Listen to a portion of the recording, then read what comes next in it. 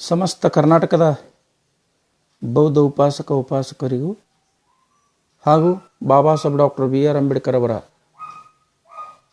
ಅನುಯಾಯಿಗಳಿಗೂ ನನ್ನ ಮೈತ್ರಿಪೂರ್ಣ ಭೀಮವಂದನೆಗಳು. ಸ್ನೇಹಿತರೆ, ಇವತ್ತಿನ ದಿವಸ ನಾನು ಮುಖ್ಯವಾಗಿರ್ತಕ್ಕಂಥ ಒಂದು ವಿಷಯದ ಬಗ್ಗೆ ಲೈವ್ ಬರ್ತಾ ಇದ್ದೀನಿ. ಈ ಕೆಲವೇ ದಿನಗಳ ಹಿಂದೆ ಸಾಮಾಜಿಕ ಜಾಲತಾಣದಲ್ಲಿ ಒಂದು ವಿಷಯದ ಬಗ್ಗೆ ತುಂಬ ಚರ್ಚೆ ಗ್ರಾಸವಾಗಿದೆ. ಆ ವಿಷಯ ಕುರಿತು ನಾನು ಕೂಡ ನೋಡಿದೆ, ಸಂಬಂಧಪಟ್ಟ ಒಬ್ಬರಿಬ್ಬರಿಗೆ ಮಾತನಾಡಿದೆ. ಏನಪ್ಪ ಆ ವಿಷಯ ಅಂದರೆ, ಬೌದ್ಧ ಧರ್ಮದಲ್ಲಿ ಜಾತಿಯನ್ನು ಸೇರಿಸ್ತಕ್ಕಂಥದ್ದು. ಅಂದರೆ ಬುದ್ಧಿಸ್ಟ್ ಏನು ಶೆಡ್ಯೂಲ್ ಕಾಸ್ಟ್ನಲ್ಲಿ ಇರ್ತಕ್ಕಂಥ 101 ಜಾತಿಗಳಿವೆಯಲ್ಲೋ ಅವನ್ನು ಧರ್ಮದ ಕಾಲಂನಲ್ಲಿ ಬುದ್ಧಿಸ್ಟು, ಜಾತಿ ಕಾಲಂದಲ್ಲಿ ಆಯಾ 100 ಜಾತಿಗಳನ್ನು ಸೇರಿಸ್ತಕ್ಕಂಥ ವಿಚಾರಕ್ಕೆ ಸಂಬಂಧಪಟ್ಟಂತೆ ಈ ರಾಜ್ಯದಲ್ಲಿರ್ತಕ್ಕಂಥ ಸೋಕಾಲ್ಡ್ ಇಂಟೆಲೆಕ್ಚುವಲ್ಸ್ ಅದರ ಬಗ್ಗೆ ಪ್ರತಿಪಾದನೆ ಮಾಡುತ್ತಾ, ಹಾಗೆ ಸಾರ್ವಜನಿಕ ಶಿಕ್ಷಣ ಇಲಾಖೆಯಿಂದ ಸುತ್ತೋಲೆಗಳನ್ನು ಮಾಡಿಸ್ತಾ ಇದ್ದಾರೆ. ಬಹುಶಃ ನನಗನ್ನಿಸಿದ ಮಟ್ಟಿಗೆ ಬಾಬಾ ಸಾಹೇಬ್ ಡಾಕ್ಟರ್ BR ಅಂಬೇಡ್ಕರ್ ಅವರು 1956 ಅಕ್ಟೋಬರ್ 15ನೇ ತಾರೀಕು ದಿವಸ ನಾಗ್ಪುರದಲ್ಲಿ ಬೌದ್ಧ ಧರ್ಮದ ಕುರಿತು, ಹಿಂದೂ ಧರ್ಮದ ಕುರಿತು ಮತ್ತು ಬೌದ್ಧ ಧರ್ಮದಲ್ಲಿ ಬಂದಾಗ ನಮ್ಮ ಅಸ್ಮಿತೆಯ ಕುರಿತು ಬಾಬಾ ಸಾಹೇಬರು ಮಾತಾಡಿರ್ತಕ್ಕಂಥ ವಿಷಯದ ಬಗ್ಗೆ ಅವರಿಗೆ ಅರಿವಿನ ಕೊರತೆ ಒಂದು ಕಡೆ ಆದರೆ, ಇನ್ನೊಂದು ಕಡೆ ಭಾರತದ ಸಂವಿಧಾನದ ಅಡಿಯಲ್ಲಿ ಕಾರ್ಯನಿರ್ವಹಿಸ್ತಕ್ಕಂಥ ಹೈಕೋರ್ಟ್ ಆಗಿರ್ಬೋದು,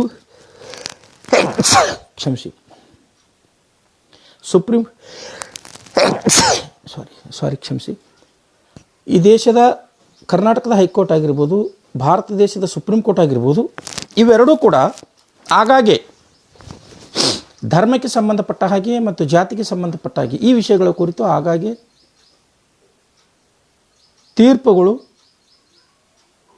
ಮತ್ತು ಅದರ ಸಾಧಕ ಬಾಧಕಗಳು, ವ್ಯತಿರಿಕ್ತ ತೀರ್ಪುಗಳು ಆಗಾಗ್ಗೆ ಬರ್ತಕ್ಕಂಥ ನಾವೆಲ್ಲರೂ ಕೂಡ ಕಾಣ್ತಾ ಇದ್ವಿ, ಅಥವಾ ಯಾರಿಗೆ ಕಾನೂನಿನ ಅರಿವಿದೆ ಅವರೆಲ್ಲರೂ ಕೂಡ ಗಮನಿಸಿರ್ತಾರೆ.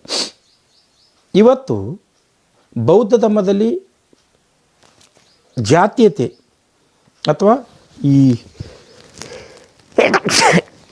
ಮನ್ನಿಸ್ಬೇಕು, ಯಾಕೋ ಸರಿದೆ, ಮನ್ನಿಸ್ಬೇಕು, ಬೌದ್ಧ ಧರ್ಮದಲ್ಲಿ ಜಾತಿ ಸೇರಿಸಬೇಕು ಸೇರಿಸಬಾರ್ದು, ಅದಕ್ಕೆ ಸಂಬಂಧಪಟ್ಟಂಗೆ ಬಾಬಾ ಸಾಹೇಬ್ ಡಾಕ್ಟರ್ BR ಅಂಬೇಡ್ಕರ್ ಅವರು ಬಾಬಾ ಸಾಹೇಬ್ ಡಾಕ್ಟರ್ BR ಅಂಬೇಡ್ಕರ್ ಏನು ಹೇಳಿದ್ದಾರೆ ಈ ವಿಷಯ ಒಂದು ಕಡೆಗೆ, 1990ರ ಈ SC/ST ಅಮೆಂಡ್ಮೆಂಟ್ ಬಿಲ್ ಬಗ್ಗೆ, ಅದಾದ ನಂತರ ಆಗಿರ್ತಕ್ಕಂಥ ಸುಪ್ರೀಂ ಕೋರ್ಟ್ ರೂಲಿಂಗು, ಕರ್ನಾಟಕದ ಹೈಕೋರ್ಟ್ ರೂಲಿಂಗು, ಆ ಜಜ್ಮೆಂಟ್ಗಳ, ಆ ತೀರ್ಪುಗಳ ಮೇಲೆ ಕರ್ನಾಟಕ ಸರ್ಕಾರ ಮಾಡಿರ್ತಕ್ಕಂಥ ನಿಯಮಗಳು, ಕಾನೂನುಗಳು, ಅವುಗಳೆಲ್ಲ ದಾಖಲೆಗಳನ್ನು ಪ್ರಜ್ಞಾವಂತ ನನ್ನ ಸಮಾಜದ ನಾಗರಿಕರಿದ್ದರೆ ಸಾದರಪಡಿಸಲು ಇವತ್ತು ಲೈವ್ ಬಂದಿದ್ದೇನೆ. ಇವತ್ತು ಲೈವ್ ಬರಲು ಯಾರೋ ಒಂದು ಕೆಲಸ ಮಾಡ್ತಾ ಇದ್ದಾರೆ, ಅವರಿಗೆ ಏನಾದರೂ ಹರ್ಟ್ ಮಾಡಬೇಕು ಅಂತಕ್ಕಂಥದ್ದಲ್ಲ, ಅಥವಾ ಅವ್ರ ಕೆಲಸಕ್ಕೆ ನಾವು ಅಡ್ಡಿ ಆಗಬೇಕು ಅಂಥದ್ದಲ್ಲ. ಒಬ್ಬ ಶಿಕ್ಷಕನಾಗಿ ಮಕ್ಕಳ ದಾಖಲಾತಿ, ಅವರ ಧರ್ಮ, ಜಾತಿ, ಡೇಟ್ ಆಫ್ ಬರ್ತ್, ಜನ್ಮ ದಿನಾಂಕಕ್ಕೆ ಸಂಬಂಧಪಟ್ಟಿರ್ತಕ್ಕಂಥ ಆಗಾಗ ಬರ್ತಕ್ಕಂಥ ತೀರ್ಪುಗಳು ಮತ್ತು ಆಗಾಗ ಬರ್ತಕ್ಕಂಥ ಸರ್ಕಾರದ ಇಲಾಖೆಯ ನಿಯಮಗಳನ್ನು ಅವನ್ನು ಕ್ರೋಢೀಕರಣ ಮಾಡ್ತಕ್ಕಂಥ ನನ್ನದೊಂದು ಹವ್ಯಾಸ. ಜೊತೆಗೆ ಕಿತ್ತು ತಿಂತಕ್ಕಂಥ ಬಡತನದಿಂದ ಬಂದಿರತಕ್ಕಂಥ ನನ್ನ ಸಮಾಜ ಕೇವಲ 1ನೇ ತಲೆಮಾರಿನ ಜನಾಂಗ ಮಾತ್ರ ಇವತ್ತಿನ ದಿವಸ ಸ್ವಾತಂತ್ರ್ಯ, ಸಮಾನತೆ ಮತ್ತು ಭ್ರಾತೃತ್ವ ಮತ್ತು ಅದರಲ್ಲೂ ವಿಶೇಷವಾಗಿ ಈ ಪ್ರಾತಿನಿಧ್ಯತೆ ಲಾಭವನ್ನು ಪಡೆದುಕೊಳ್ತಾ ಇದ್ದಾರೆ. ಎಷ್ಟೋ ಜನರು ಆರ್ಥಿಕವಾಗಿ, ಸಾಮಾಜಿಕವಾಗಿ, ರಾಜಕೀಯ ಅಧಿಕಾರದಿಂದ ಇವತ್ತಿಗೂ ಕೂಡ ತುಂಬ ದುಸ್ಥಿತಿಯಲ್ಲಿದ್ದಾರೆ. ಸೊ ಇವನ್ನೆಲ್ಲ ದೃಷ್ಟಿಕೋನದಲ್ಲಿ ಇಟ್ಕೊಂಡು ಮುಂದೆ ಆಗ್ತಕ್ಕಂಥ ಕಾನೂನು ತೊಡಕುಗಳು, ಮುಂದೆ ಮಾಡ್ತಕ್ಕಂಥ ಮನುವಾದಿಗಳ ಷಡ್ಯಂತ್ರಗಳನ್ನು ಕುರಿತು ದಾಖಲೆ ಸಹಿತ, ಜಜ್ಮೆಂಟ್ಗಳು ಸಹಿತ ಸರ್ಕಾರಿ ಇಲಾಖೆಯ ಅಥವಾ ಸರ್ಕಾರದ ಆದೇಶಗಳನ್ನು ಇಟ್ಕೊಂಡು ನಾನು ಇವತ್ತಿನ ದಿವಸ ನಿಮ್ಮೆದುರು ಲೈವ್ ಬಂದಿದ್ದೇನೆ. ಇದು ಯಾರಿಗಾದರೂ ಹರ್ಟ್ ಮಾಡೋ ಸಲುವಾಗೆಲ್ಲ ಅದು ಅವ್ರು ತಿಳ್ಕೊಬೇಕು. ಹಾಗೊಂದೇಳಿ ತಿಳ್ಕೊಂಡ್ರೂ ಕೂಡ ನನಗೇನು ಪ್ರಶ್ನೆ ಬರೋಂಗೆ ಕಾರಣ ಏನಂದರೆ ಇದು ನನ್ನ ಸಮಾಜದ ಅಳಿವುಳಿನ ಪ್ರಶ್ನೆ. ಇದು ನನ್ನ ಸಮಾಜದ ವಿದ್ಯಾರ್ಥಿಗಳ ಮುದ್ದು ಮಕ್ಕಳ ಉಳಿವಿನ ಸಮಸ್ಯೆ ಇದ್ದ ಪ್ರಯುಕ್ತ ಯಾರಿಗಾದರೂ ಚುಚ್ಚಿದ್ರೆ ಅದು ನಾನೇನು ತಪ್ಪು ತಿಳ್ಕೊಳ್ಳ, ಅಥವಾ ಅವರಿಗೆ ಚುಚ್ಚಿದ್ರೆ ನನಗೇನು ಅಡ್ಡಿ ಇಲ್ಲ. ಆದರೆ ನೇರವಾಗಿ ಮಾತಾಡಿದಾಗ, ಕಾನೂನುಬದ್ಧವಾಗಿ ಮಾತಾಡಿದಾಗ, ಮಧ್ಯಮ ಮಾರ್ಗದಲ್ಲಿ ಇದ್ದುಕೊಂಡು ಮಾತಾಡಿದಾಗ, ಬಾಬಾ ಸಾಹೇಬರ ದಾರಿಯಲ್ಲಿ ಇದ್ದುಕೊಂಡು ಮಾತಾಡಿದಾಗ ಅವಕಾಶವಾದಿಗಳಿಗೆ ಮತ್ತು ನಕಲಿ ಜನಾಂಗದವರಿಗೆ ಅದು ಒಂದಿಷ್ಟು ಚುಚ್ಚೋದು ಸರಿ. ಚುಚ್ಚಿದ್ರೆ ಅದಕ್ಕೆ ನಾನು ಕಾರಣೀಭೂತ. ಆದರೂ ಕೂಡ ನನ್ನ ವಿಷಯವನ್ನು ಹೇಳ್ತಕ್ಕಂಥ ನನ್ನ ಜವಾಬ್ದಾರಿ, ನನ್ನ ಕರ್ತವ್ಯ. ಅದಕ್ಕಾಗಿ ನಾನು ಇವತ್ತು ದಿವಸ ಹೇಳ್ತಿದ್ದೀನಿ. ಯಾಕೆ ನನ್ನ ಕರ್ತವ್ಯ ಅಂದರೆ, ಬಾಬಾ ಸಾಹೇಬ್ ಡಾಕ್ಟರ್ BR ಅಂಬೇಡ್ಕರ್ ಅವರು ಸಂವಿಧಾನದ ವಿಧಿ 19 ಅನ್ವಯ ನಮಗೆ ಹೇಗೆ ಅಭಿವ್ಯಕ್ತಿ ಸ್ವಾತಂತ್ರ್ಯ ಕೊಟ್ಟಿದ್ದಾರೋ, ಅದೇ ರೀತಿ ಬಾಬಾ ಸಾಹೇಬರು ನಮಗೆ ಸಂವಿಧಾನದ ವಿಧಿ 51 ಅನ್ವಯ ವೈಜ್ಞಾನಿಕವಾಗಿರ್ತಕ್ಕಂಥ ವಿಷಯಗಳನ್ನು ಬರೀತಕ್ಕಂಥದ್ದು, ಹೇಳ್ತಕ್ಕಂಥದ್ದು ಪ್ರತಿಯೊಬ್ಬ ನಾಗರಿಕನ ಕರ್ತವ್ಯ ಅಂತ ಅವರು ನನಗೆ ಎಚ್ಚರಿಸಿದ್ದಾರೆ ಬಾಬಾ ಸಾಹೇಬರು. ಅದಕ್ಕಾಗಿ ಅದು ನನ್ನ ಕರ್ತವ್ಯ. ಇದು ನನ್ನ ಸಮಾಜವನ್ನು ಜಾಗೃತಗೊಳಿಸ್ತಕ್ಕಂಥ ಮನ್ನಿಸಬೇಕು.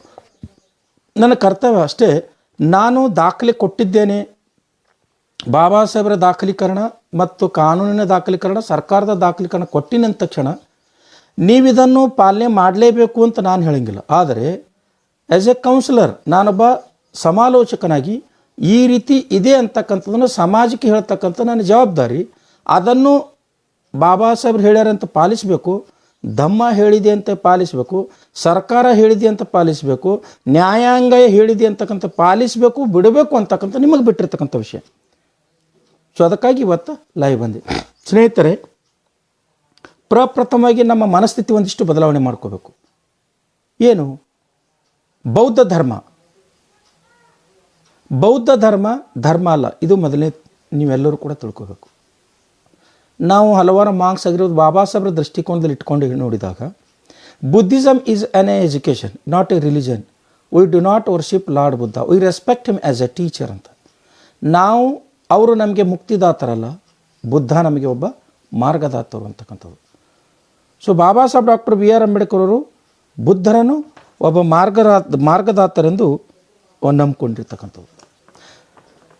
ಸೊ ಅವನತಿಯ ಅಂಚಿನಲ್ಲಿದ್ದಿರ್ತಕ್ಕಂಥ, ಪರಿಷ್ಕರಣೆಗೊಂಡಿರ್ತಕ್ಕಂಥ ಅಥವಾ ಪರಿವರ್ತನೆಗೊಂಡಿರ್ತಕ್ಕಂಥ, ರೂಪಾಂತರಗೊಂಡಿರ್ತಕ್ಕಂಥ ವೈದಿಕ ಧರ್ಮಕ್ಕೆ ಆ ರೂಪಾಂತರಗೊಂಡಿರ್ತಕ್ಕಂಥ ಬೌದ್ಧ ಧರ್ಮವನ್ನು ಪರಿಷ್ಕರಣೆಗೊಳಿಸಿ ಬುದ್ಧ ಆ್ಯಂಡ್ ಈಸ್ ಧಮ್ಮದ ಮೂಲಕ ನಿಜವಾದ ಬೌದ್ಧ ಧರ್ಮವನ್ನು, ಧಮ್ಮದ ಸಾರವನ್ನು ನಮಗೆ ತಿಳಿಸಿಕೊಟ್ಟಿರ್ತಕ್ಕಂಥವ್ರು ಬಾಬಾ ಸಾಹೇಬ್ ಡಾಕ್ಟರ್ BR ಅಂಬೇಡ್ಕರ್. ಇದು ಯಾರೂ ಅಲ್ಲುಗಳಲಿಕ್ಕೆ ಸಾಧ್ಯತೆ ಇಲ್ಲ. ಅದಕ್ಕೆ ಒಬ್ಬ ಬೌದ್ಧ ಭಿಕ್ಷು ಹೇಳ್ತಾರೆ, what is the definition of the doctor BR Ambedkar? ಆ ಬಂತೇಜ್ ಹೇಳ್ತಾರೆ, 1 Ambedkar is equal to 84,000 Buddha ಅಂತ. 1 Ambedkar is equal to 84,000 Buddha ಅಂತ. ಒಬ್ಬ ಬಾಬಾ ಸಾಹೇಬ್ ಡಾಕ್ಟರ್ BR ಅಂಬೇಡ್ಕರ್ ಅವರು ನಾವು ಓದಿಕೊಂಡ್ರೆ ನಾವು ಅರ್ಧ ಮಧ್ಯಮ ಮಾರ್ಗವನ್ನು, ಧಮ್ಮದ ಮಾರ್ಗವನ್ನು ಅರ್ಧ ಕ್ರಮಿಸಿದಂತೆ ಸಾಧ್ಯತೆ ಇದೆ. ಅದಕ್ಕಾಗಿ ಇವತ್ತು ದಿವಸ ಈ ಸತ್ಯವನ್ನು ನಿಮ್ಮನ್ನು ಹೇಳಲು ನಾನು ಆಗಮಿಸಿದ್ದೇನೆ. ಈ ಬೌದ್ಧ ಧರ್ಮದಲ್ಲಿ ಜಾತಿಯ ವಿಷಯ ತೆಗೆದುಕೊಂಡಾಗ ನನಗಾಗಲಿ, ನನ್ನಂಥ ಹಲವಾರು ಪ್ರಜ್ಞಾವಂತರಿಗಾಗಲಿ ಕಾಡ್ತಕ್ಕಂಥ ಪ್ರಶ್ನೆ ಅಂದರೆ, 1975ರಿಂದಲೂ ಕೂಡ ಬಾಬಾ ಸಾಹೇಬ್ ಡಾಕ್ಟರ್ BR ಅಂಬೇಡ್ಕರ್ ಅವರ ಹೆಸರಿನಲ್ಲಿ ಸಂಘಟನೆಗಳು ಕಟ್ಟಿಕೊಂಡು ಹೋರಾಟಗಳು ಮಾಡುತ್ತಾ, ಭಾಗಶಃ ಒಂದಿಷ್ಟು ಅವರ ಹೋರಾಟಗಳು ಜಯನೂ ಕೂಡ ಸಿಕ್ಕಿರ್ತಕ್ಕಂಥ ನಾವು ಚರಿತ್ರೆಯಿಂದ ಕಾಣ್ತೀವಿ. ಆದರೆ ಇಲ್ಲಿ ಕಾಡ್ತಕ್ಕಂಥ ಪ್ರಶ್ನೆ ಏನು? ದಲಿತ ನಾಯಕರಾಗಿರ್ಬೋದು, ಚಳವಳಿಗಾರರಾಗಿರ್ಬೋದು, ಪ್ರಾಧ್ಯಾಪಕರಾಗಿರ್ಬೋದು, ಸರ್ಕಾರಿ ನೌಕರರಾಗಿರ್ಬೋದು, ಅಥವಾ ಸೋ ಕಾಲ್ಡ್ ಇಂಟೆಲೆಕ್ಚುಯಲ್ಸ್ ಆಗಿರ್ಬೋದು, ಭಾಷಣಕಾರರಾಗಿರ್ಬೋದು, ಬರಹಗಾರರಾಗಿರ್ಬೋದು, ಬಾಬಾ ಸಾಹೇಬ್ ಡಾಕ್ಟರ್ BR ಅಂಬೇಡ್ಕರ್ ಅವರು ಮತ್ತು ಅವರ ಭಾವಚಿತ್ರಗಳನ್ನ ಇಟ್ಕೊಂಡು, ಅವರ ಬ್ಯಾನರ್ಗಳನ್ನ ಇಟ್ಕೊಂಡು, ಅವರ ಲೆಟರ್ ಪ್ಯಾಡ್ಗಳನ್ನ ಇಟ್ಕೊಂಡು ಅವರು ಭೌತಿಕವಾಗಿ ಶ್ರೀಮಂತರಾದರೆ ವಿನ ಬೌದ್ಧಿಕವಾಗಿ ಶ್ರೀಮಂತರಾಗಿಲ್ಲ. ಕಾರಣ ಏನಂದರೆ, ಎಷ್ಟು ಸಂಘಟನೆಗಳಿವೆ 75ರಿಂದ ಇಲ್ಲಿವರೆಗೂ ಕೂಡ, ಆ ಸಂಘಟನೆಯಲ್ಲಿ ಬಾಬಾ ಸಾಹೇಬ್ ಡಾಕ್ಟರ್ BR ಅಂಬೇಡ್ಕರ್ ಅವರು ಪ್ರತಿಪಾದನೆ ಮಾಡಿರುವಲ್ಲ, ಅನುಸರಿಸಿರ್ತಕ್ಕಂಥ ಮತ್ತು ಮಾರ್ಗದರ್ಶನ ನೀಡಿರ್ತಕ್ಕಂಥ 22 ಪ್ರತಿಜ್ಞೆಗಳು ನಾವು ಎಷ್ಟು ಜನ ಪಾಲನೆ ಮಾಡ್ತಾ ಇದ್ದೀವಿ? ಇದು ಆತ್ಮಾವಲೋಕನ ಮಾಡ್ಕೊಳ್ಬೇಕು ಸ್ನೇಹಿತರೆ. ಅದಷ್ಟೇ ಅಲ್ಲದೆ ಬಾಬಾ ಸಾಹೇಬರು ತೋರಿರ್ತಕ್ಕಂಥ ಎಷ್ಟು ಜನ ನಾನು ಅಪ್ಪಟ ಅಂಬೇಡ್ಕರ್ ವಾದಿ ಇದ್ದೀನಂತಾರೋ, ಅಂಬೇಡ್ಕರ್ನ ತುಂಬ ನಾನು ಅಭಿಮಾನಿ ಇದ್ದೀನಂತಾನೋ, ಅಂಬೇಡ್ಕರ್ ಅವರ ದಾರಿಯಲ್ಲಿ ನಡೆದಿರಿ ಅಂತೇಳಿ ಈ ರೀತಿ ಮಾತಾಡ್ತಾರಲ್ಲೋ, ಅವ್ರಿಗೆಲ್ಲರಿಗೂ ಕೂಡ ನಾನು ಒಂದು ಪ್ರಶ್ನೆ ಮಾಡ್ತೀನಿ. ಎಷ್ಟು ಜನ ನೀವು ನಿಮ್ಮ ಕುಟುಂಬದವ್ರ ನಾಯಕರಿದ್ದೀರಿ? ಶಾಸನಬದ್ಧವಾಗಿ, ಸಾಂಸ್ಕೃತಿಕವಾಗಿ ಮತ್ತು ಧಾರ್ಮಿಕವಾಗಿಯೂ ಕೂಡ ಎಷ್ಟು ಜನ ನೀವು ಪ್ರಬುದ್ಧರಾಗಿದ್ದೀರಿ, ಬುದ್ಧಿಷ್ಟಾಗಿದ್ದೀರಿ? ಇದು ನನಗೆ ಕಾಡ್ತಕ್ಕಂಥ ಒಂದು ಪ್ರಶ್ನೆ. ಎರಡನೇದಾಗಿ ಏನಂದರೆ, 1990ರಲ್ಲಿ ರಾಜ್ಯಸಭೆಯಲ್ಲಿ ಒಂದು ಶಾಸನ ಮಂಡನೆ ಆಯಿತು. ಈ ಶಾಸನ ಪೂರ್ವದಲ್ಲಿ ಒಂದಿಷ್ಟು ಎಕ್ಸಾಂಪಲ್ ಹೇಳ್ತೀನಿ. ಈ ದೇಶದಲ್ಲಿ ಪ್ರಪ್ರಥಮವಾಗಿ 1932 ಸೆಪ್ಟೆಂಬರ್ 24ರ ಪುನಃ ಒಪ್ಪಂದದ ಆಧಾರದ ಮೇಲೆ 1935ರ ಇಂಡಿಯಾ ಆ್ಯಕ್ಟ್ ಆಯಿತು. ಈ ಇಂಡಿಯಾ ಆ್ಯಕ್ಟ್ ಆಧಾರದ ಮೇಲೆ ಈ ದೇಶದಲ್ಲಿ ಪ್ರಪ್ರಥಮವಾಗಿ 1936ರಲ್ಲಿ ಶೆಡ್ಯೂಲ್ ಕಾಸ್ಟ್ ಜನಾಂಗದವರಿಗೆ ಮೀಸಲಾತಿಯನ್ನು ಕಲ್ಪಿಸಿಕೊಡಲಾಯಿತು ಬ್ರಿಟಿಷ್ ಭಾರತ ಸರ್ಕಾರದಲ್ಲಿ. ರಿಸರ್ವೇಷನ್ ಆ್ಯಕ್ಟ್ ಬಂದದ್ದು 1936ರಲ್ಲಿ ಫಸ್ಟ್. ಈ 1935 ಇಂಡಿಯಾ ಆ್ಯಕ್ಟದ ಆಧಾರದ ಮೇಲೆ 1950ರಲ್ಲಿ ಸ್ವತಂತ್ರ ಭಾರತದಲ್ಲಿ ಮೀಸಲಾತಿಯನ್ನು ಈ ಶೆಡ್ಯೂಲ್ ಕಾಸ್ಟ್ ಜನಾಂಗದವರಿಗೆ ಕಲ್ಪಿಸಿಕೊಡಲಾಯಿತು. ಇದಾದ ನಂತರ 1956ರಲ್ಲಿ ಶೆಡ್ಯೂಲ್ ಕಾಸ್ಟ್ ಜನಾಂಗದವರಿಗೆ ಮೀಸಲಾತಿ ಕಲ್ಪಿಸಿಕೊಡಲಾಯಿತು. 1976ರಲ್ಲಿ ರಾಜಕೀಯ ಮೀಸಲಾತಿಗೆ ಸಂಬಂಧಪಟ್ಟಿರ್ತಕ್ಕಂಥ schedule caste inclusive and exclusive ಆ್ಯಕ್ಟನ್ನು 1976ರಲ್ಲಿ ಪಾಸ್ ಆಯಿತು. ಅದು ಸಂವಿಧಾನದ ವಿಧಿ 341 ಆವಾಗ ಈ ಟಚೇಬಲ್ಸ್ ಎಲ್ಲ ಕೂಡ ಕರ್ನಾಟಕದಲ್ಲಿ ಒಂದು ವಾಮ ಮಾರ್ಗದ ಮೂಲಕ ಶೆಡ್ಯೂಲ್ ಕಾಸ್ಟಲ್ಲಿ ಬಂದು ಸೇರಿಕೊಂಡಿರ್ತಕ್ಕಂಥದ್ದು. ಸೊ 76 ಆದ ನಂತರ ಮೊದಲ ಬಾರಿಗೆ 1950 ಮತ್ತು 56ರ ಶೆಡ್ಯೂಲ್ ಕಾಸ್ಟ್ ರಿಸರ್ವೇಷನ್ ಆ್ಯಕ್ಟಿಗೆ ಅಮೆಂಡ್ಮೆಂಟ್ ಆಗಿರ್ತಕ್ಕಂಥದ್ದು. ಸಂವಿಧಾನದ ವಿಧಿ 301 ಅಮೆಂಡ್ಮೆಂಟ್ ಆಗಿ ಆ ಶೆಡ್ಯೂಲ್ ಕಾಸ್ಟ್ ರಿಸರ್ವೇಷನ್ ಆ್ಯಕ್ಟನ್ನು ತಿದ್ದುಪಡಿ ಆಗಿರ್ತಕ್ಕಂಥ 1990ರಲ್ಲಿ. 1990ರಲ್ಲಿ ವಿಶೇಷವಾಗಿರ್ತಕ್ಕಂಥ ಒಂದು ತಿದ್ದುಪಡಿ ಏನಾಯ್ತಂದರೆ, ಹೇಗೆ 56ರಲ್ಲಿ ಸಿಖ್ ಧರ್ಮದಲ್ಲಿರ್ತಕ್ಕಂಥ ಶೆಡ್ಯೂಲ್ ಕಾಸ್ಟ್ ಜನಾಂಗದವರಿಗೆ ಅಥವಾ ಹಿಂದೂ ಧರ್ಮದಲ್ಲಿರ್ತಕ್ಕಂಥವ್ರು ಸಿಖ್ ಧರ್ಮಕ್ಕೆ ಧರ್ಮಾಂತರಗೊಂಡಿರ್ತಕ್ಕಂಥ ಈ ಶೆಡ್ಯೂಲ್ ಕಾಸ್ಟ್ ಜನಾಂಗದವರಿಗೂ ಅವರಿಗೂ ಕೂಡ ಶೆಡ್ಯೂಲ್ ಕಾಸ್ಟ್ ಅಂತೇಳಿ ಪರಿಗಣಿಸಬೇಕು ಅಂತಕ್ಕಂಥದ್ದನ್ನು ರಿಸರ್ವೇಷನ್ ಆ್ಯಕ್ಟನ್ನು ತಿದ್ದುಪಡಿ ಆಯಿತು 1956ರಲ್ಲಿ. ಸೇಮ್ ಅದರ ಹಾಗೆಯೇ 1990ರಲ್ಲಿ ಈ ದೇಶದಲ್ಲಿರ್ತಕ್ಕಂಥ ಪರಿಶಿಷ್ಟ ಜಾತಿ ಪರಿಶಿಷ್ಟ ಪಂಗಡದ ಜನಾಂಗದವರು ಧರ್ಮಾಂತರಗೊಂಡಿದ್ದೇ ಆದರೆ ಅವರಿಗೂ ಕೂಡ ಹೇಗೆ ಹಿಂದೂ ಧರ್ಮದಿಂದ ಸಿಖ್ ಧರ್ಮಕ್ಕೆ ಧರ್ಮಾಂತರಗೊಂಡಿರ್ತಕ್ಕಂಥವ್ರಿಗೆ ಮೀಸಲಾತಿ ಸೌಲಭ್ಯ ಕಲ್ಪಿಸ್ಕೊಡ್ತಿರೋ, ಅದೇ ರೀತಿ ಹಿಂದೂ ಧರ್ಮದಿಂದ ಶೆಡ್ಯೂಲ್ ಕಾಸ್ಟ್ ಜನಾಂಗದವರು ಬೌದ್ಧ ಧರ್ಮಕ್ಕೆ ಬಂದರೆ ಅವರಿಗೆ ಮೀಸಲಾತಿ ಕಲ್ಪಿಸ್ಕೊಡ್ಬೇಕು ಅಂತಕ್ಕಂಥ ಒಂದು ಅಮೆಂಡ್ಮೆಂಟು ತಿದ್ದುಪಡಿ 90ರಲ್ಲಿ ಆಯಿತು. ಇದು ಸಂವಿಧಾನದ ಇದು ಅಮೆಂಡ್ಮೆಂಟ್ ಬಿಲ್ ಇದೆ ಮತ್ತು ಇದು ರಿಸರ್ವೇಷನ್ ಸರ್ಕಾರ ಮಾಡಿರ್ತಕ್ಕಂಥ ರಿಸರ್ವೇಷನ್ 1990ರ ಆ್ಯಕ್ಟ್ ಇದೆ. ಹಾಗೆ ಈ ಆ್ಯಕ್ಟ್ಗಳ ಆಧಾರದ ಮೇಲೆ ಅಂದರೆ ರಾಜ್ಯಸಭೆಯಲ್ಲಿ ನಡೆದಿರ್ತಕ್ಕಂಥ ಚರ್ಚಾ ಪುಸ್ತಕ, ಈ ಮಂಡನೆ ಮಾಡಿರ್ತಕ್ಕಂಥ ಈ ಆ್ಯಕ್ಟಿನ ಚರ್ಚಾ ಪುಸ್ತಕ ಕೂಡ ನನ್ನ ಕಡೆ ಇದೆ. ಇಲ್ಲಿ ನಾವೆಲ್ಲರೂ ಕೂಡ ಒಂದು ಪ್ರಶ್ನೆ ಒಂದು ವಿಷಯವನ್ನು ಅರ್ಥ ಮಾಡ್ಕೋಬೇಕು ಸ್ನೇಹಿತರೆ. Baba Saheb doctor B R Ambedkar ಅವರು ನಮಗೆ ಒಂದು ಹಕ್ಕು ಕೊಟ್ಟಿದ್ದಾರೆ. ಸಂವಿಧಾನದ ವಿಧಿ 25 ಧಾರ್ಮಿಕ ಸ್ವಾತಂತ್ರ್ಯದ ಹಕ್ಕು ಕೊಟ್ಟಿದ್ದಾರೆ. ಧಾರ್ಮಿಕ ಸ್ವಾತಂತ್ರ್ಯದ ಹಕ್ಕು ಕೊಟ್ಟಿರ್ತಕ್ಕಂಥ Baba Saheb doctor B R Ambedkar ಅವರು ಯಾವತ್ತೂ ಕೂಡ ಈ ಜಾತಿಯನ್ನು ಧರ್ಮದ ಜೊತೆಗೆ ಅವರು ವಿಂಗಲ್ ಮಾಡಿ ಹೇಳಿರ್ತಕ್ಕಂಥದ್ದು ಚರಿತ್ರೆಯಲ್ಲಿ ಇಲ್ಲ. ಅದಷ್ಟೇ ಅಲ್ಲದೆ ನಾವು Baba Saheb doctor B R Ambedkar ಅವರ ಅನುಯಾಯಿಗಳಂಥೇಳಿ ಇವತ್ತು ಅವರು ಎಷ್ಟೇ ಪಕ್ಷದಲ್ಲಿ ಎಷ್ಟೇ ಪದಾಧಿಕಾರಿ ಅಥವಾ ಅಭ್ಯರ್ಥಿಗಳು ಗೆದ್ದು ಬಂದರೂ ಕೂಡ ಅವರು ಇವತ್ತು ಕೇಂದ್ರ ಸರ್ಕಾರದಲ್ಲಿ 1990ರಿಂದಲೂ ಕೂಡ ಸಚಿವರಾಗಿ ಕಾರ್ಯನಿರ್ವಹಿಸ್ತಕ್ಕಂಥ ರಾಮ್ವಿಲಾಸ್ ಪಾಸ್ವಾನ್ ಮತ್ತು ರಾಮದಾಸ್ ಅಠವಾಲೆ ಅವರು, ಇವರ ಮನಸ್ಥಿತಿಯನ್ನು ನಾವು ಅರ್ಥ ಮಾಡ್ಕೋಬೇಕಾಗುತ್ತೆ. ಏನು ಅರ್ಥ ಮಾಡ್ಕೋಬೇಕು? 1990ರಲ್ಲಿ ಯಾವ ಬೌದ್ಧ ಧರ್ಮದಲ್ಲಿ ಜಾತಿ ಇಲ್ಲವೋ, ನೀವೆಲ್ಲರೂ ಅರ್ಥ ಮಾಡ್ಕೋಬೇಕು ಸ್ನೇಹಿತರೆ. ಬೌದ್ಧ ಧರ್ಮ ಪುನರುಜ್ಜೀವನಗೊಂಡಿರ್ತಕ್ಕಂಥದ್ದು ಗೌತಮ ಬುದ್ಧರಿಂದ. ಕಾರಣ ಏನಂದರೆ ವರ್ಣಾಶ್ರಮ ಪದ್ಧತಿಯ ವಿರುದ್ಧ ವರ್ಣಾಶ್ರಮ ಪದ್ಧತಿಯ ವಿಸಗೂಸಾಗಿರ್ತಕ್ಕಂಥ ಜಾತಿಯ ಪದ್ಧತಿಯನ್ನು ಮೀರಿ ಅದನ್ನು ಪ್ರತಿರೋಧ ಒಡ್ಡುವ ಸಲುವಾಗಿ, ಅದನ್ನು ಪರಿಷ್ಕರಣೆಗೊಳಿಸುವ ಸಲುವಾಗಿ, ಅದನ್ನು ಮೂಲೋತ್ಥಾಟನೆ ಮಾಡುವ ಸಲುವಾಗಿ ಅದು ಬೌದ್ಧ ಧರ್ಮ ಹುಟ್ಟಿಕೊಂಡಿರ್ತಕ್ಕಂಥದ್ದು. ಜಾತಿ ಪ್ರತಿಪಾದನೆ ಮಾಡಲಲ್ಲ. ಋಗ್ವೇದದ ಪುರುಷ ಸೂಕ್ತದ 10ನೇ ಮಂಡಲದ 90ನೇ ಸೂಕ್ತದಲ್ಲಿ 12ನೇ ಶ್ಲೋಕದ ವಿರುದ್ಧ ತಥಾಗತ ಗೌತಮ ಬುದ್ಧರು ತ್ರಿಪೀಠಿಕಗಳಲ್ಲಿ ಒಂದಾಗಿರ್ತಕ್ಕಂಥ ದೀಘನಿಕಾಯದ 3ನೇ ಸಂಪುಟದ 27ನೇ ಮಹಾಮಂಗಳ ಸೂಕ್ತದಲ್ಲಿ ಅಗ್ಗಯಕಾಯದಲ್ಲಿ ತುಂಬ ಚೆನ್ನಾಗಿ ಇದರ ಬಗ್ಗೆ ಹೇಳಿದ್ದಾರೆ. ಬುದ್ಧ ಚಾತುರ್ಣ ಪದ್ಧತಿಯನ್ನು ಮೀರಿ ಅದನ್ನು ಪ್ರತಿಬಂಧಿಸಿ, ಜಾತಿ ವ್ಯವಸ್ಥೆಯನ್ನು ಪ್ರತಿಬಂಧಿಸಿ ಬುದ್ಧ ಬೌದ್ಧ ಧರ್ಮವನ್ನು, ಮಧ್ಯಮ ಮಾರ್ಗವನ್ನು ನಮಗೆ ಕೊಟ್ಟರು. ಇದನ್ನು ಪುನರುಜ್ಜೀವನಗೊಳಿಸಿರ್ತಕ್ಕಂಥ ಬಾಬಾ ಸಾಹೇಬ್ ಡಾಕ್ಟರ್ BR ಅಂಬೇಡ್ಕರ್ ಅವರು 1956 ಅಕ್ಟೋಬರ್ 15ನೇ ತಾರೀಕು ದಿವಸ ಮಾತಾಡ್ತಕ್ಕಂಥ ಸಂದರ್ಭದಲ್ಲಿ ಕೂಡ ಇದನ್ನು ಹೇಳ್ತಾರೆ. ಏನಂದರೆ, ಜಾತಿ ರಹಿತ, ಶೋಷಣೆ ರಹಿತ ಸಮಾಜದ ನಿರ್ಮಾಣ ಆಗೋರು ಸ್ವರಾಜ್ಯಕ್ಕೆ ಯಾವುದೇ ಅರ್ಥ ಇಲ್ಲ. ಜಾತಿ ರಹಿತ, ಶೋಷಣೆ ರಹಿತ ಸಮಾಜದ ನಿರ್ಮಾಣ ಆಗುವವರೆಗೂ ಸ್ವರಾಜ್ಯಕ್ಕೆ ಯಾವುದೇ ಅರ್ಥ ಇಲ್ಲ ಅಂತಕ್ಕಂಥ ಮಾತನ್ನು ಹೇಳ್ತಕ್ಕಂಥ ಬಾಬಾ ಸಾಹೇಬ್ ಡಾಕ್ಟರ್ BR ಅಂಬೇಡ್ಕರ್ ಅವರು ಮೀಸಲಾತಿಯ ದುರಾಸೆಯ ಸಲುವಾಗಿ ಬಾಬಾ ಸಾಹೇಬರು ಯಾಕೆ ಬುದ್ಧಿಸ್ಟರಲ್ಲಿ ಶೆಡ್ಯೂಲ್ ಕಾಸ್ಟ್ ಜನಾಂಗದವರಿಗೆ ಬುದ್ಧಿಸ್ಟ್ ಆದರೂ ಕೂಡ ಮೀಸಲಾತಿ ಕಲ್ಪಿಸ್ಕೊಡ್ತಕ್ಕಂಥ ಬಿಲ್ ಆಗಲಿ ಕಾನೂನಾಗಲಿ ಸೇರಿಸಲಿಲ್ಲ?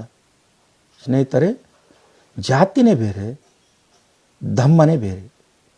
ಅದಕ್ಕೆ ಸಂಬಂಧಪಟ್ಟಂಗೆ ಬಾಬಾ ಸಾಹೇಬ್ ಡಾಕ್ಟರ್ BR ಅಂಬೇಡ್ಕರ್ 1956ರಲ್ಲಿ ಅಕ್ಟೋಬರ್ 15ನೇ ತಾರೀಕು ದಿವಸ ನಾಗ್ಪುರದಲ್ಲಿ ಬೆಳಿಗ್ಗೆ 10 ಗಂಟೆಯಿಂದ 12 ಗಂಟೆಯವರೆಗೆ ದೀಕ್ಷಾಭೂಮಿಯಲ್ಲಿ ಮಾಡಿರ್ತಕ್ಕಂಥ ಅವರ ಭಾಷಣದ ಒಂದಿಷ್ಟು ತುಣುಕುಗಳನ್ನು ನಿಮ್ಮ ಗಮನಕ್ಕೆ ತರ್ತಾ ಇದ್ದೀನಿ.